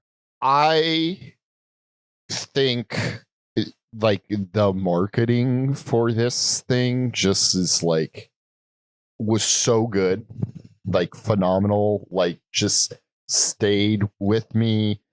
The CD is like normally it's black, but when it gets heated up and you play it, it comes out like white. Really? That's really smart. That's really cool. Yeah. And yeah, it's this like very weird, almost like 1984 like concept album with this like giant hand coming out of the sky. Like it felt very real. I know I'm talking about music here, but it felt like when this like came, I don't know, it like they had like these videos with these like four-fingered hands coming out. Like it felt very real, like a Blair Witch quality to it. Mm-hmm. And yeah, there was like this like, and even listening to it now, like lyrically, there's like this like Philip K. Dick thing where it's like it is. I think the album takes place in 2022, but you know, whatever. There is this like it's like the near future. It's like right around the corner. Like we're not that far from it. We're not talking about like Jetsons shit. We're talking about like stuff that feels like you could see in your lifetime. I completely missed the boat with the marketing. Like I was so far away from Nine Inch Nails when this album came out. I was in thrash metal territory. I was like so far. Not even close. And then like the guy who did the HBO show Carnival, Daniel Knopf, like they were supposed to turn this into like an HBO show. Like that's just like how, and like this was also like around the time I was like really into like Mars Volta and dissecting the lyrics and these concept albums and like getting into like this lore bands would create. So this was just like right there with the rest, where it felt so rich and lived in like dissecting that when I had time to do that. Sounds like it was a total time and place album for you. Like it really hit at the right moment. For sure. Musically, it is even more rock than normal before, and it really turned me off. Yeah, like it is a little weird. Like we almost have like two openers where like Hyperpower is like this groovy drum beat. You get the fuzzy electronics, and then like the actual opener is the beginning of the end.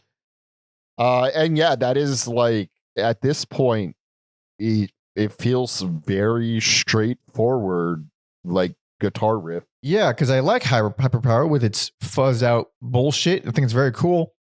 And then beginning of the end comes on, and it's like, oh, the first opener I don't like. Oh shit! Like, all right, and then Survivalism comes on, and it's just not.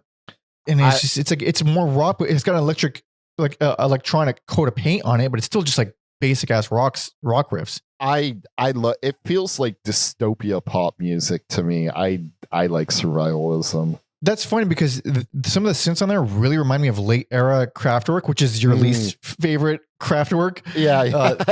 Like Tour de France, like eras. Yeah. And there's like one great song on that album, though. I'll give it up for like one great song. Or like The Good Soldier is, they've always kind of, even on Pretty Hate Machine, like kind of dabbled in funk music with the bass. Yeah.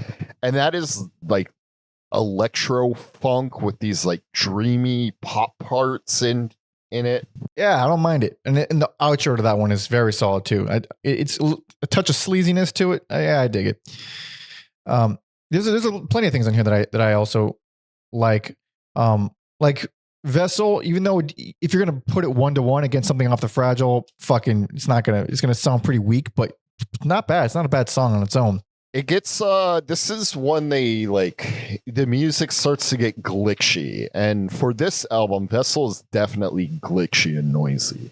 Yeah, it's not, of course, to the level of glitchy and noisy as before, but it's still, it doesn't feel like, even though it is way more rock and simple in that sense, it doesn't feel like he's getting watered down with age the way you kind of hear with a lot of bands where like, yeah, you hear the remnants when they're crazy, but it doesn't, it feels more intentional than that. Whereas it feels a lot more like not osmosis, but it feels like the weathering of a statue with other bands. This feels a lot more like I want to do this more now. It feels a little bit more. I don't know. Maybe just it could just be like an abstract thing that I'm trying to put into words, but it doesn't feel the same. I do think for weirdos, like the back half of this album is more diverse. Just to do like a quick rundown, like the warning, you have these like weird, almost like electric twangy instruments on there. You know, God Given isn't as crazy as like Aphex Twin's Window Licker, but it definitely occupies that like, well, maybe you'd like it if you had robot ears territory. Oh, yes, it's like I think the back half is definitely heavier and weirder. Like the Greater Good starts off eerie and sinister, and then these synths come in the first time, and for some the like they will start using xylophones and the string part on I think the Greater Good is like the sleeper song on here. I think it's my favorite on the album. I do like that one quite a bit. And then like in this Twilight is like a glitchy ballad almost that ends up getting big and anthemic. So I think it's like the first half was made for the masses, and the back half is where it gets a little more daring and interesting. Yeah, there's some interesting stuff on the back half for sure, and I actually do like the closer a lot too. Oh, Zero Sum. Yeah, that's a solid one. Even though In This Twilight is doing big ass alt rock, it's Nine Inch Nails doing alt rock, and it does have it's a unique sound, and it's pretty cool. But it's my least favorite because so there's another album that I think has way worse songs, but they also on the same album do things that I really enjoy, that I was like caught off guard and really pleasantly surprised by. This one, even though it has stuff I like, there's too much that bores me. It's too peppered in. It's too much like one song I'm okay with this song, and then the next one I don't like, and then it alternates. So it ends up just making it a tough listen. Plus all the things I mentioned before with like leaning more into the alt rock stuff, which is, I don't like that for sure. But what comes with it on this album, it's not just alt rock, it's lighthearted rock and riffs, and it's a lot less bitterness, it's a lot less evil, it's a lot less range of mood overall. It's a lot overall lighter, and it just didn't work for me. I can't wait for 2 albums from now to hear your feelings on the song Everything. But well, lucky for you, it's going to happen within about 2 albums. So around the time of this piece says, recorded and released less than 2 years after With Teeth, Year Zero was largely written on the tour to promote its predecessor. The concept about a future theocratic tyranny was wide-ranging, as well as the album there was a game involving websites and emails, USB drives left at gig venues that contained tracks from the album, as well as intriguing messages and web links. Naturally, these leaked online, resulting in friction with U.S. music industry watchdog, the Recording Industry Association of America. It was all great promotion, even though Trent denied that is what it was. It's not a promo gimmick to get you to buy stuff. He said, "This is the art." Nice. Hell yeah. He would say that.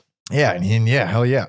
But moving on to the next one. I mean, there was literally like promotion that said art is resistance for this. So like, what what do they expect?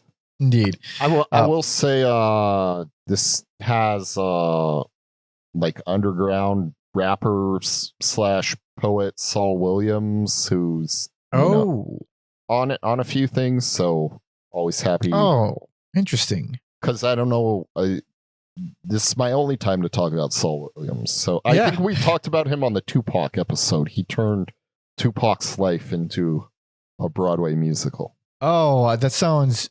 Yeah, it's been a while, but that was a fun episode. The Tupac episode was a fun episode. I don't want to ever look at the comments on that one. Yeah, before. I mean, you honestly shouldn't look at the comments anywhere, but I do it from time to time. Yeah, time to time. But moving on to the next one, 2008, The Slip. Now, this came out the fucking following year, dude. And for some reason, I think this job is great. I like it. I like it a lot. This is one of the like I've neglected albums, and it's like new to me, and like almost like question if it was canon. Like I don't. It's funny that it's called The Slip, and it just like I was so infatuated with Year Zero, but this slipped on by me. Yeah, it sounds nothing like Year Zero, which is probably why I like it. So here's the thing.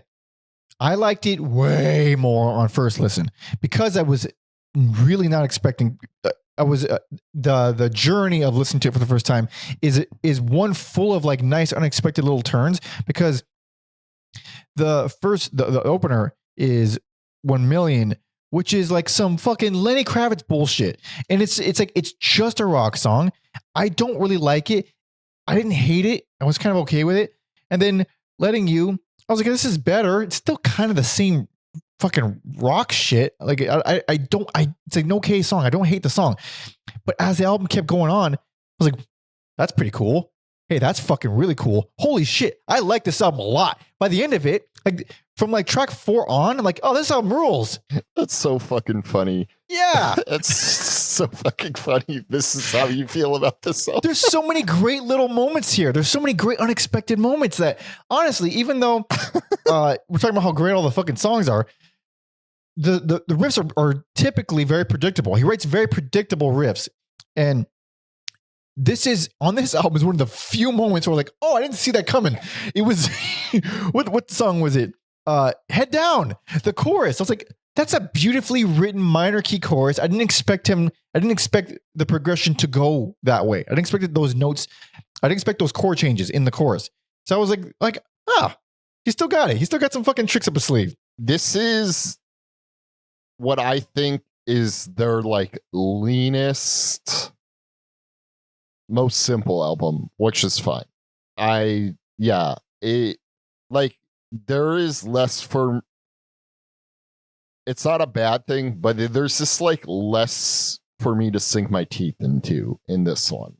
I was not bored. I was not miserable listening to it. It just ends up, in the scheme of things, maybe it'll grow on me, but in the scheme of things, I was like, this is in some ways, it's just a nice little break from being so epic and so like nasty and crazy, and this is just like you can just put this album on and go about your day, and it's a nice little That's one of the reasons I like is its succinctness. So it's 43 minutes or something, and it's like it feels so short, even though there's shorter albums. There's shorter albums and EPs that we listen to. For some reason, this one, it feels more, it feels like more fat was cut on this one, even though other things are shorter, which is very interesting. This one feels the leanest, like you said.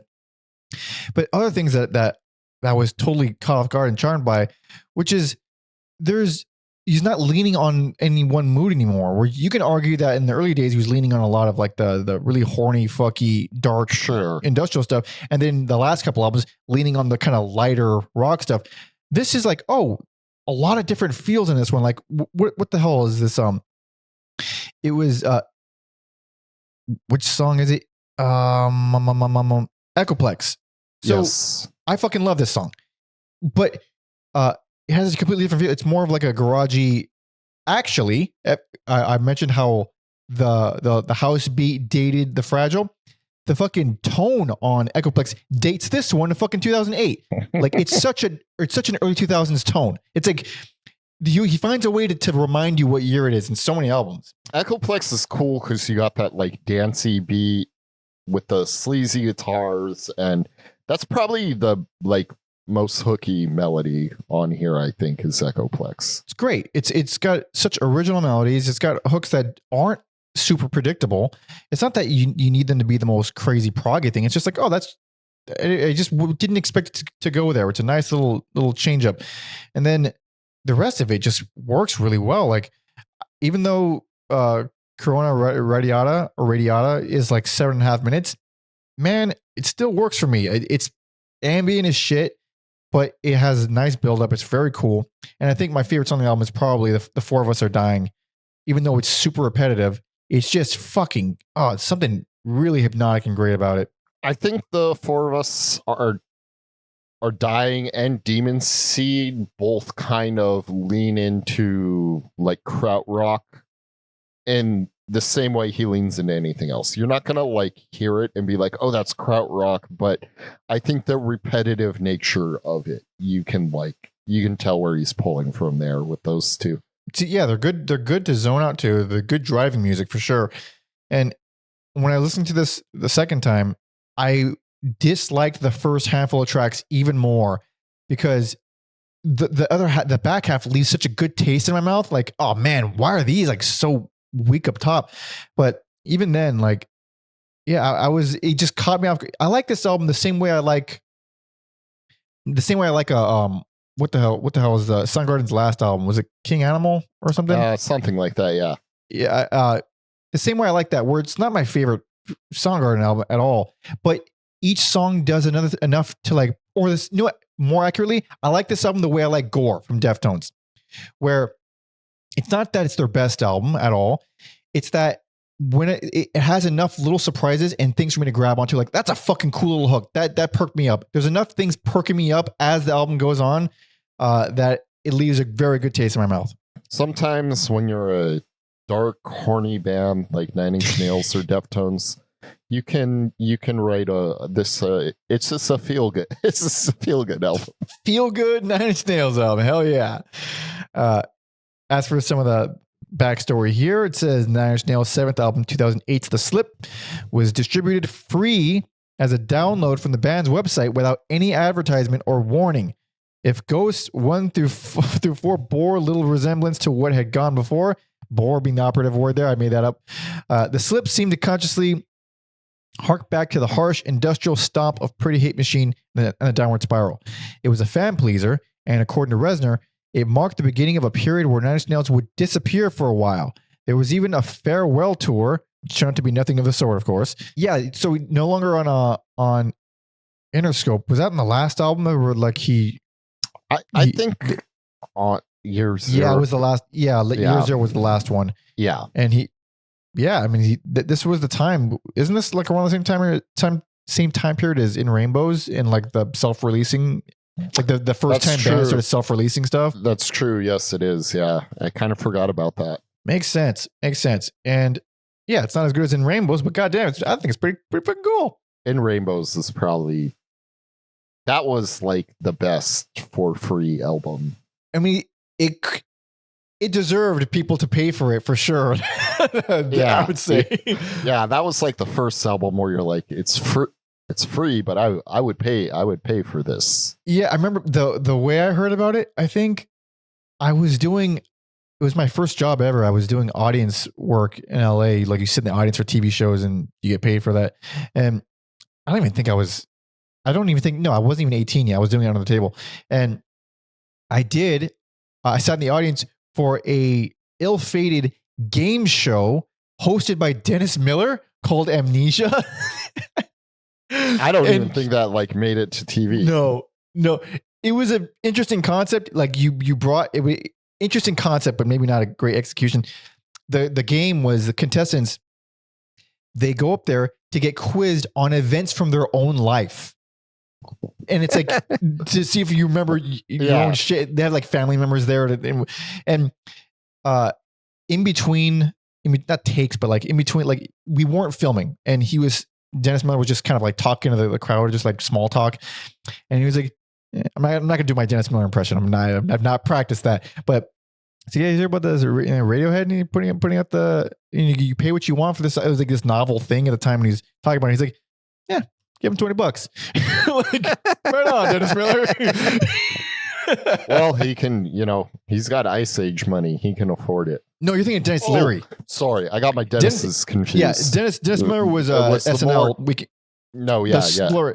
Yeah, let me tell you something. All right, I mean, he does a lot of that fucking shit. I like him. You said you weren't going to do it, but you did it. I did it. I never. That was my first time ever even trying it. I've never tried to impersonate Dennis Miller, but too bad that show didn't take off. It was a fun concept. Yeah. I could see how that'd be hard to. Like the audience can't really play along with that. Exactly, you cannot play. Yeah, no. But moving on to the next one. This is another big gap. This is 2013's Hesitation Marks.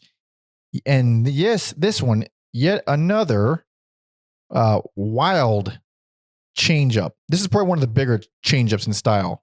I feel like in some ways it's a return, like Copy of A feels like that like classic era Nine Inch Nails to me. Like I think it would fit on like a Downward Spiral or Fragile. It's maybe not as angry or primal, but it does feel like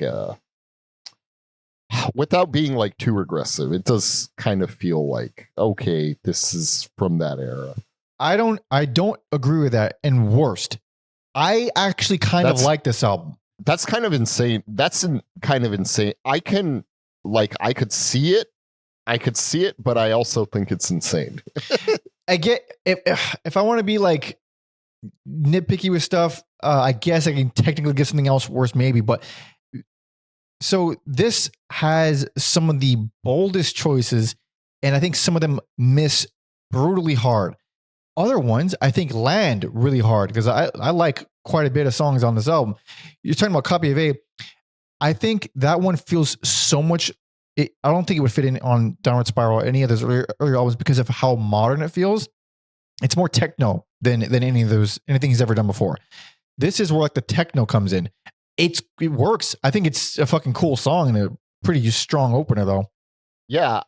While you're talking about techno or EDM or whatever, like Comeback Haunted does sound like a like haunted EDM track, but it's not. Like again, they run it through the Nine Inch Nails filter. They make it creepy, and I think it's cool. It is very cool. Yeah, it's still very dancey, but it's original. And there's a lot of stuff. I could say that about pretty much the whole album. Even though I'm giving it worse, it's so. At this point in the discography, listening to all these albums, I was so thoroughly impressed by him. Like, holy shit, like this late, and he's doing stuff completely out of left field, like crazy techno dance stuff that doesn't sound, like fucking drivel, like the way most of it is. It's with character. It's with character and songwriting. So it's, even though I don't like a lot of there's only 3 songs that I dislike, but they're all right in the middle. And unsurprisingly, they are Everything, Satellite, and Various Methods of Escape. You can't like everything. Tell me you don't like everything. Okay. I forgot how jarring and happy that I remember hearing that for the first time. It's like, I think it's fine now, but that is, even to this day, I'm like, this is very jarring. It's very happy. It is unlike, they don't even have a song after this that is similar to Everything. It is a complete outlier in the whole discography. It's fucking Foo Fighters horse shit. It's crazy. It was so crazy when that came on because I was thoroughly enjoying the album until that point.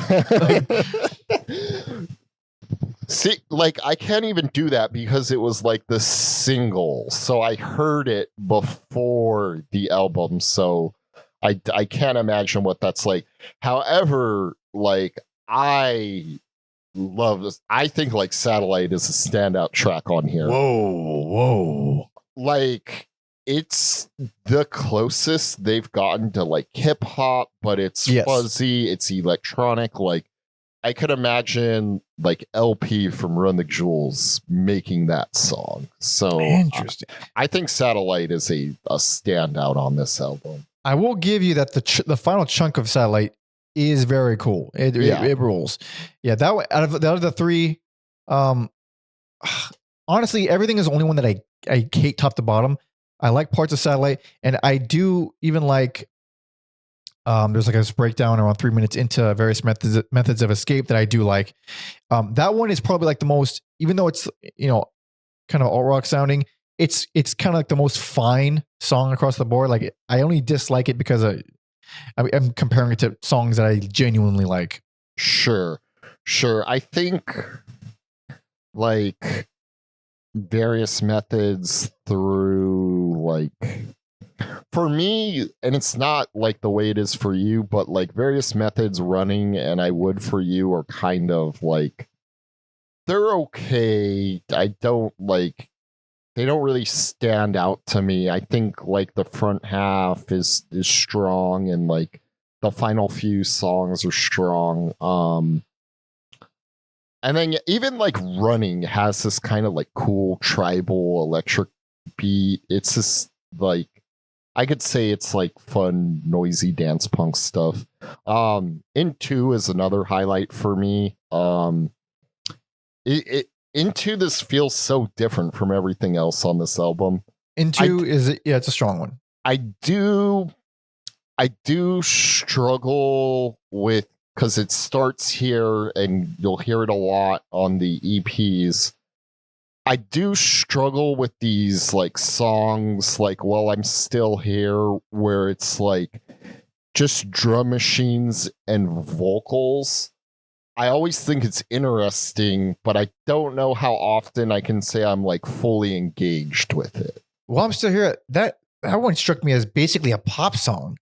Like, I don't know. He starts doing this thing where it's like these structured, like complex, like drum machine stuff, and he's just singing over it. It does kind of remind me similarly to like some like late era Bjork stuff where she does like some similar things where I'm like, this is like, again, it's interesting, but I don't know if it's gonna like I don't know if I'm gonna like ever think about that song in my spare time or feel I want to return to that. No, for sure not. There's good stuff on here for I'd say there's definitely a lot of good stuff on here, but also amongst that good is a lot of like, all right. I wouldn't even say bad. It's just, all right. And I would say that's probably one of them. I do like Into, like I said earlier, but there's also a thing about Into that kind of struck me immediately was the super quiet breakdown. It's getting redundant. Like it's like the same thing we heard for a million albums ago. I think that's also trademark now. I think that's what I'm like trying to get at, that like quiet breakdown that you're talking about. I think I'm it's a calling card at this point. Yeah. So it's not novel anymore. It's just sort of like, oh, that's the Nine Inch Nails thing where it goes super duper quiet and he gets really close to the mic and he's whispering and then it goes back. It's cool. It's fine, but it just feels a tad redundant. But yeah, it's an album that I actually kind of enjoy that feels like there's some of the worst choices on here or the choices that maybe just didn't land the best. I still kind of don't mind listening to this one. I would prefer listening to this one over Year Zero, but I think a lot of it missed. I prefer this album to almost everything going forward.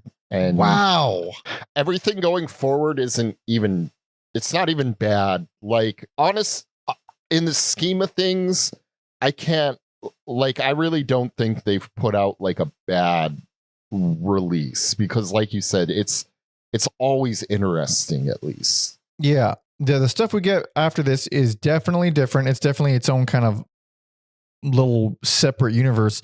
Yeah, felt like the last like proper like Nine Inch Nails release where everything after this feels like almost like a side quest in a way. Well, everything after this is short. So yeah, two out of the 4 things that we have left. Holy crap, 4 things we have left. 2 out of the 4 that we have left are EPs, and then the albums, one of them is a half hour. So, and then the other was a soundtrack. I mean, we're basically talking about 2 albums after this. We can do this. Basically, yeah. And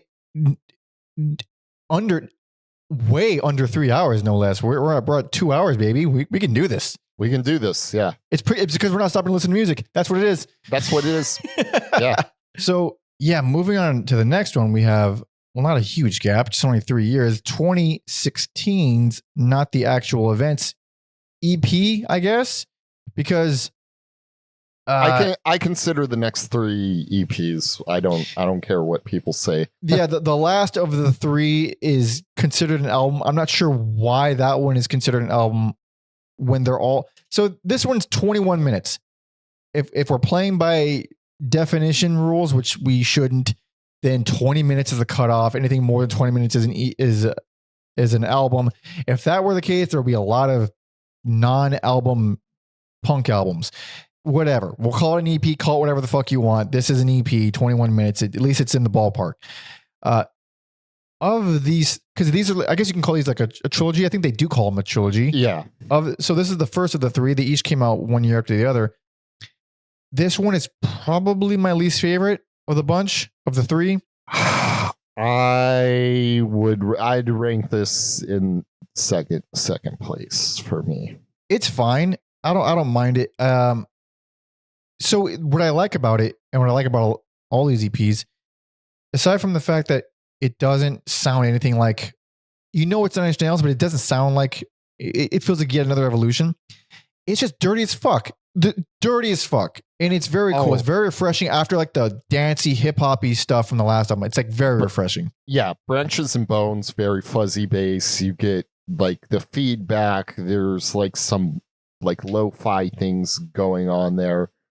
And then yeah, like the last track, Burning Bright, Field on Fire, is like them going sludge. I know you said that one song reminded you of the Melvins, but this is like full on sludge. It is way sludgier.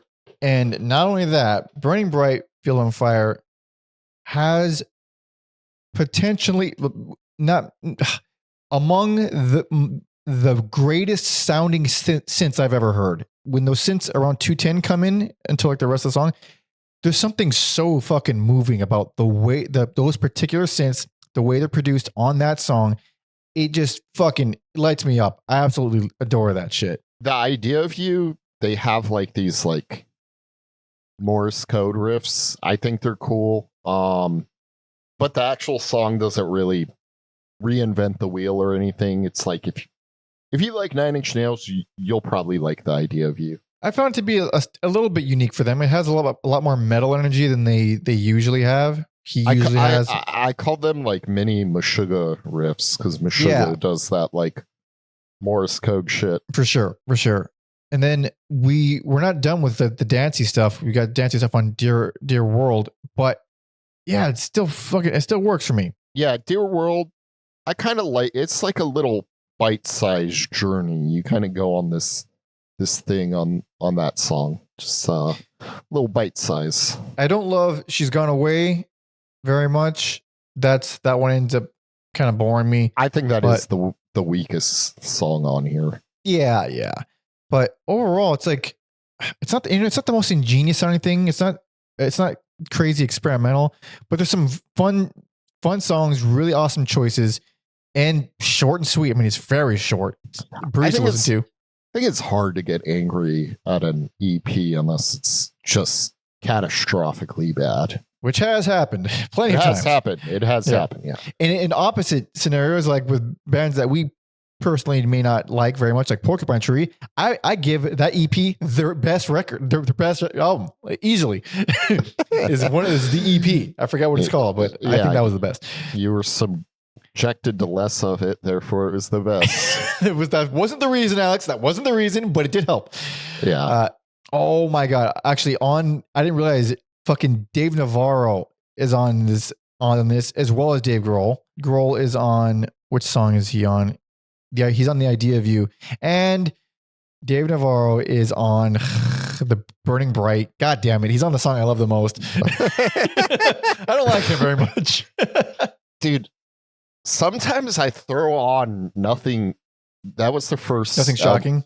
And I'm just like, what the fuck? Like, it's incredible. It's a masterpiece. It's one of my favorite albums of all time. It's I hate every member of the band except for James Avery. Yeah, it's the only Jane's Addiction album I like, and yeah, I think it's so. Yeah, sometimes I throw that on. I'm like, what the fuck? What happened? Yeah. I mean, I take that back. I only hate Perry Farrell and Dave Navarro because they're psychos. I was going to say especially Perry Farrell. I was going to say the drummer Perkins seems like an alright guy. Yeah, for sure. But at this time, How to Destroy Angels was way more interesting to me. Wait, what's that? It was like a side project band he did. Who else was in it? Oh, this random. It's basically Nine Inch Nails. You have like Atticus Ross and Trent. It was basically Nine Inch Nails. And some random female singer. I don't know what else she's done, but it was very cool. It was like I said, more interesting to me than Nine Inch Nails was at the time. Also, one thing about the CP I should probably mention: this is the first record where Atticus Ross is an official member of Nine Inch Nails. Okay, I mean he pretty much started on with Teeth, but yeah, but this is like where he's like, okay, he's a member of the now. Nine Inch Nails is no longer just Trent Reznor; it is now a duo. Look at that, like yeah they're a duo. So that's weird to me. I don't like that. Good for him, but I don't like that. I guess it was a little jarring at first, but like they're like you can't separate them. Everything they do, they do together. And the chemistry's there. Why fuck with it? Yeah, but. Also, I didn't realize he did the soundtrack to fucking Bird Box. That's fun. I didn't realize that. What the fuck was Bird Box? Why? That shitty Netflix movie. I'm pretty sure it was in the one. The shitty Sandra. Yeah, the blindfold one. Yeah, he's done like at this point he's done like random he's done some dog shit movies. Like he hasn't. There was so much shit on the Lost Highway soundtrack that is like The Perfect Drug, which is huge. Yeah. But The Gorge was the other shitty thing he did, and then of course Tron Ares fucking sucks. But we'll get to that, Alex. Yeah. Oh, he did the soundtrack to Quake. Holy crap! Yep. And Batman. Whoa, dude. Arkham Knight. Yeah. Arkham Knight. Yeah. Holy shit, dude. Oh, he is a consultant on Arkham Knight. And then, underrated game. People shouting it because of the Batmobile. I think it was a good game. My only complaint with that game was that you have to 100% it to get the quote unquote real ending. That's bullshit. I also experienced that with Alan Wake 2 recently, but that is still bullshit. But it was like, well, Sam Lake is a fucking psychopath, so sure, why not? So there was the ending of the game, and then they did like through patches and updates, they released a mode like a year later. So you had to wait like a year to find out the real end. That's annoying. Definitely annoying. Yes. Anyways. Yeah, I guess we might as well move on to the next one since these are so brief. Yeah. So the following year, 2017's Add Violence. This one I liked a little bit more. This is my least favorite of the three. Really? Well, I mean, I guess they're all so similar yet not. Like they're similar in kind of how they're executed, but I guess it's all preference because I just like these songs a little bit more. Although I do dislike the opener less than. I think that's solid enough. I just put that in like a crowd pleasing song. That's probably why I don't like it. It's a little too rocking and like, all right, everybody, let's get together and rock out kind of song. It has like throwback 80 synths on there. It's very like 2017. It's like when everyone started going synth wavy and the retro thing, like it feels very another thing that kind of dates it a little bit. I think that Lovers is one of their worst songs. Even what? Really? I like it. I just feel like I like it a lot. Pretty by the numbers. I think the dark piano lines that creep in. I think they work pretty well. Yeah, I like the production of it. I mean, it's not. Yeah, you're right. It's not any kind of groundbreaking new thing for them. But at this point, I think that's kind of where I'm at. Yeah, I'm not. It's just sort of like if the hooks are good, I don't need him to fucking reinvent the electronic wheel again. I'm fine with that. Yeah, and then I didn't love This Isn't the Place at first, but it does kind of develop and have this like futuristic noir vibe to it. Yeah, that one's a bit more horny than Brooding, because it's very slow and dark. It's not so bad. I'll take it. I don't love it so much, but I'm fine with it. I do like Not Anymore a lot though. That's a winner. That adds some like much needed aggression, even if it's this like quick burst of it. Yeah. It feels like heavy, distorted, noisy murder rock. It's not. He's done murdery sounding stuff before, but never quite in a way quite like that. So yeah, it felt extra brutal. Like all three of these records are very distorted and dirty, but sometimes like with songs like that, that's kind of how I want it. That's how it feels the most natural to me. That style of grit. And I completely forgot. Obviously, this is your least favorite of the three. The Background World. I forgot that bullshit that song does. You know what's funny? I like the bullshit part more than the normal part of the song.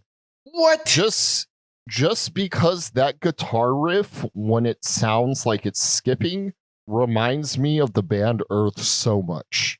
Really? Like, that's an Earth riff right there. So, for those who haven't heard it, it's in the context of things, yeah. It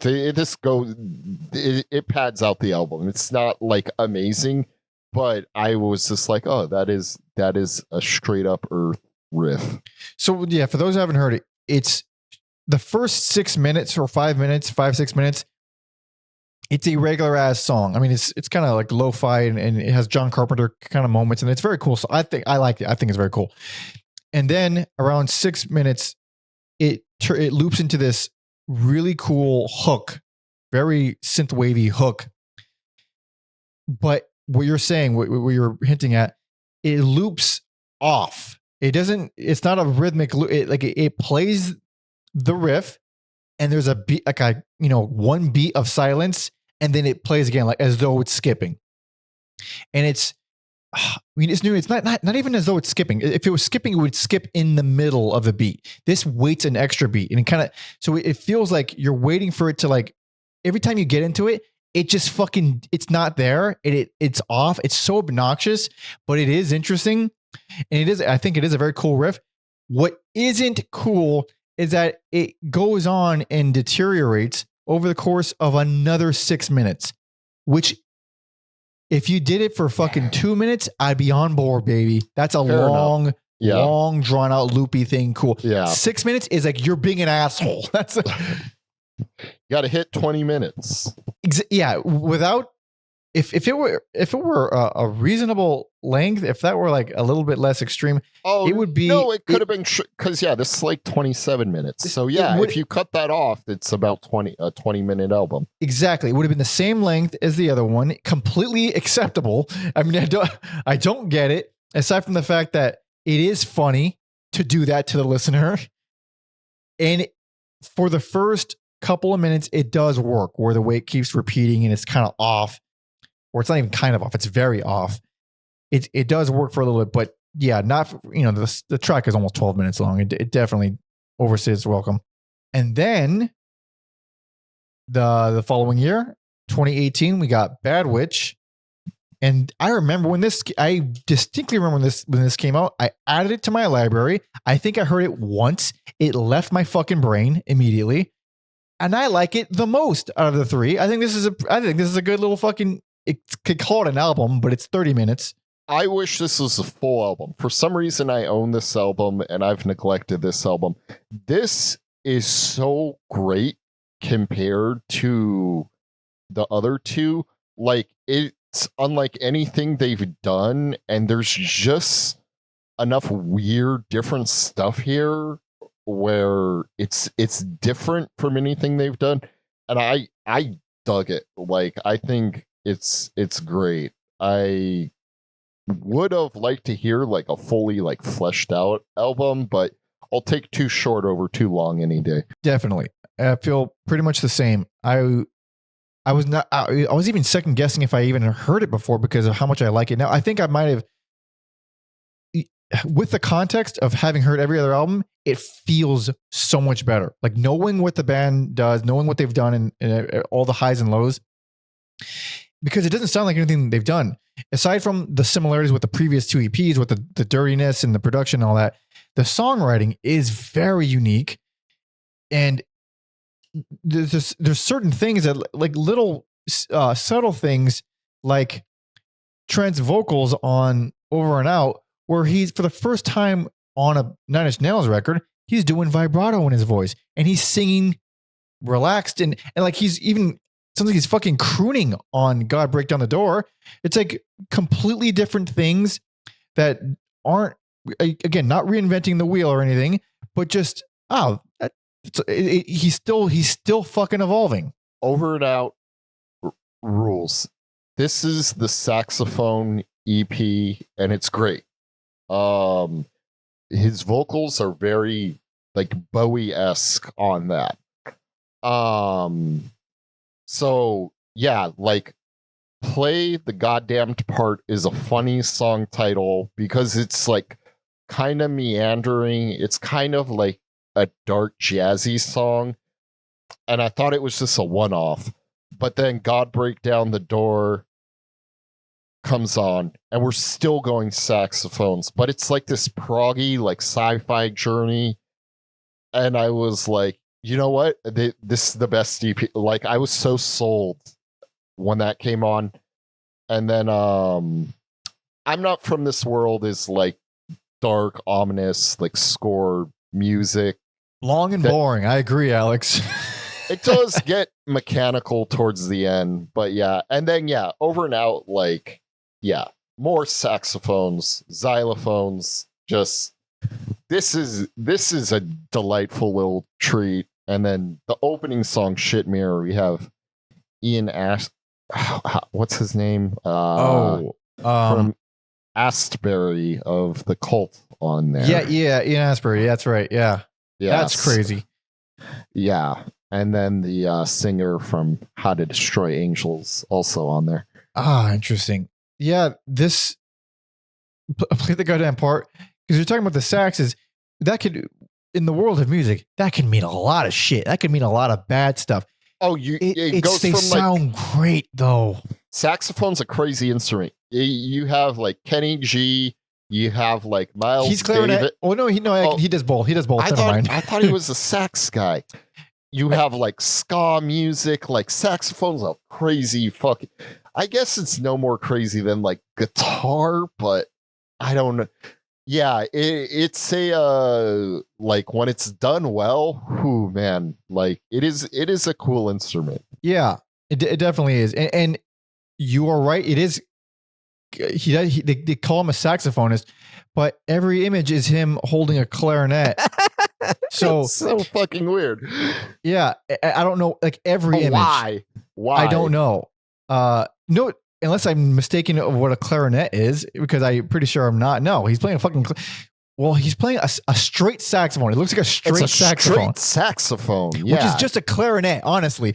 Although I do like the sound of a clarinet a lot more than a saxophone. But he plays sax too. There's plenty of photos. There's one really funny photo of him with jeans and a white shirt and a fucking cowboy vest with a giant saxophone. I mean, that looks holy crap. Anyway. Yeah, this episode's long enough. Yeah. Indeed. But yeah, it's a great EP. great album. They call it an album. It's an album. Fuck it. It's very cool. It's distinct. It's consistent, and it's some of the greatest they've been in years. And it's like top to bottom gritty. It's yeah. The low point, I kind of excuse that because at least it's ambient. At least it's kind of you'll kind of blend in with the background. But the highs are pretty fucking high. And that leads us to this year, baby. Oh yes, 2025's the Tron Ares soundtrack. I hear the movie is not very good, and I don't want to watch the movie. I like the soundtrack. I also worst least favorite just because of what it's attached to. Oh come on, you can't do that. I don't. The film left such a bad taste in my mouth. You're not. This isn't the film though. He didn't write the fucking movie. They're attached though. They are like. Are the songs good? Yes or no? That's what we're talking about here, not the fucking movie. They're good, but then there's also like songs where I'm like, that's the score music. It's not like. Yes, that is true, and those are usually either fine. It's just going to end, or okay, enough of this. As a guy who loves film scores and listens to a lot of them as albums, I was so not bothered by them because it's at least because the flow of it is at least they're not putting every variation of the same piece the way a lot of soundtracks I love do that, where you gotta like, all right, I heard this fucking 3 times already. They're similar. Also, there's supposed to be like a British thing in it. Infiltrator, the opener, Infiltrator, and Shadow Over Me are the same. They're not the same. They're motifs. So that's a different. That's the thing. That's what soundtracks or scores do. You are the pro. Yeah, you are the pro. It's here, yes. Concept albums. That's why I like concept albums. That's why I like scores. Is because they'll take a motif and they'll make different songs out of it. So it's the same idea. It's a musical idea. It's the same core concept, musical concept. So like I could point to an album like El Dorado by ELO, where one of my favorite albums ever, and it has recurring motifs. Same exact little piece they'll use the intro or interlude, and they do get that kind of thing. Or there's a lot of things where they'll hint at even on the Downward Spiral. The outro to Closer is the main melody for the title track. Mm-hmm. It's a musical, so stuff like that doesn't bother me at all because they're different songs. What would bother me is if you had an interlude piece and then it happened again the exact same way, except it had a kind of slightly different ending, which is a lot of fucking soundtracks do shit like that. This actually doesn't have that, so I was pretty pleased. So yeah, I still think Challengers is better. Calling this a 9 Inch Nails thing feels like a marketing thing to me. Like, obviously, I don't know the rhyme or reason behind it because it doesn't make sense to me. I think it's a good score. I don't know why out of everything this one gets the 9 Inch Nails thing, especially on such like a dog shit sanitized. You know what's so funny is I asked our friends Josh and Miriam if they were going to go because they go to the movies, and they said no because it looks bad. I was like, I'm not going for the story. I'm going for the music.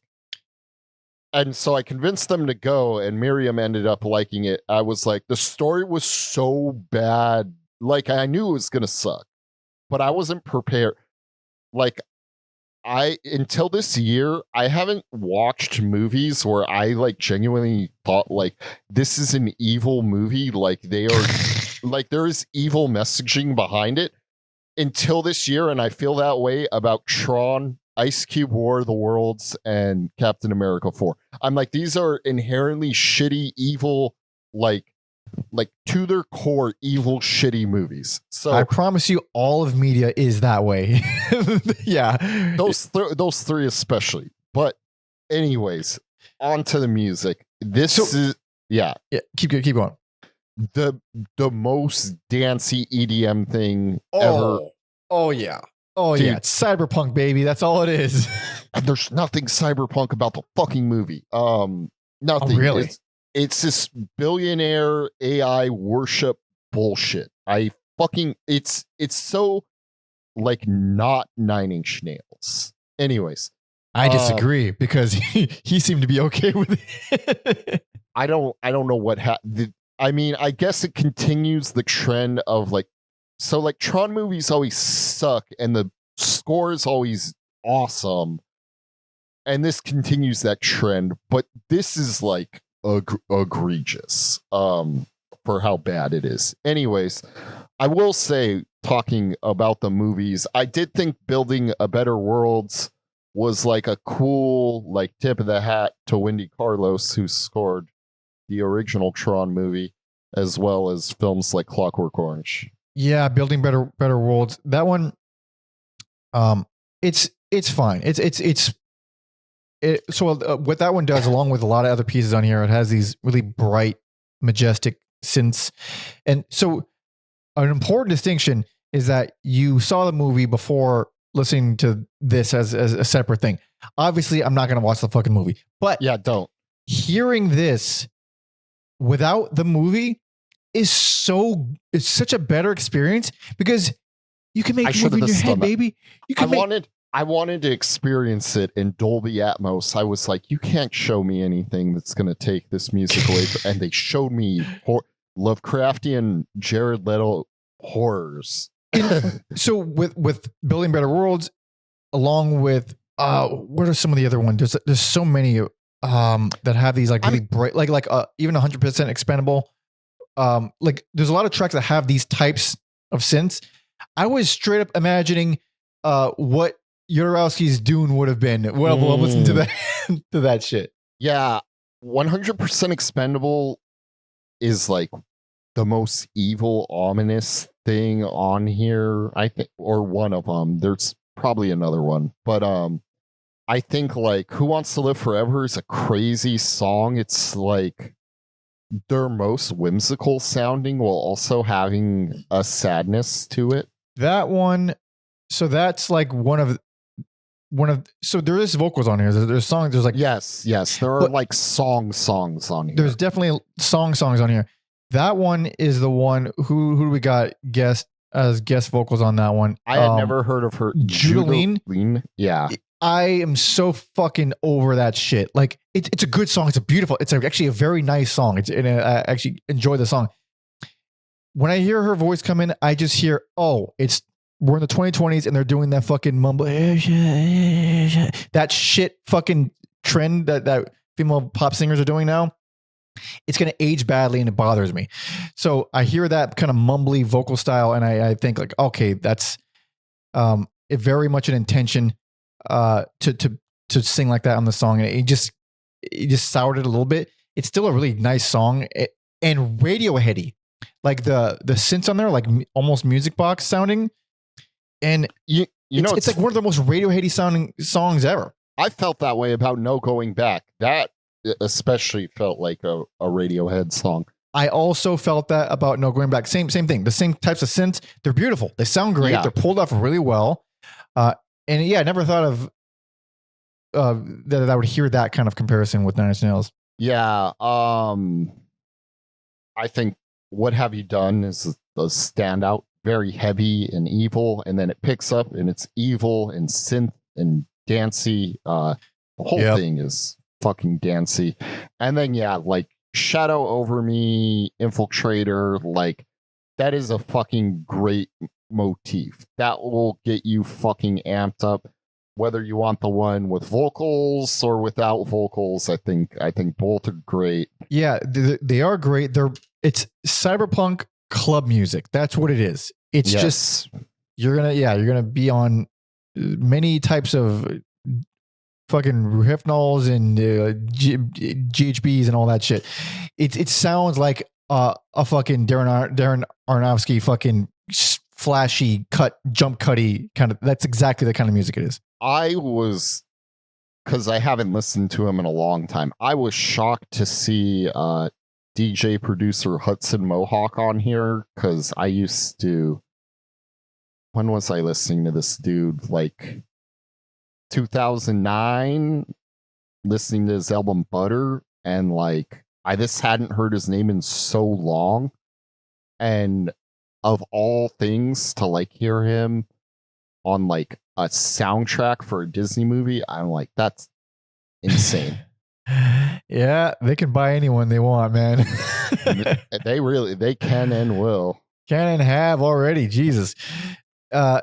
The thing is, so I get this being like the worst Nine Inch Nails album for the sake of it's not really like that Nine Inch Nails. It's a soundtrack to a movie that stinks, no less.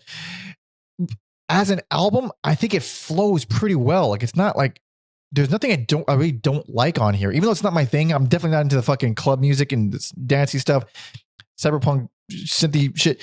It's not my thing, but it's done well and it hits hard. Yeah. I don't think it's a bad. It works as an album. This is also coming from a guy who listens to the soundtrack or score to fucking Roma, some Italian movie I've never seen, where they repeat the same track like fucking 5 times on the whole thing. So I have a little bit of different bar. I will say I would probably give, if it wasn't this, I would probably give worst least favorite to something I like. It probably would have been The Slip if this didn't. I would have heavily disagreed with that choice. Good thing you didn't, Alex.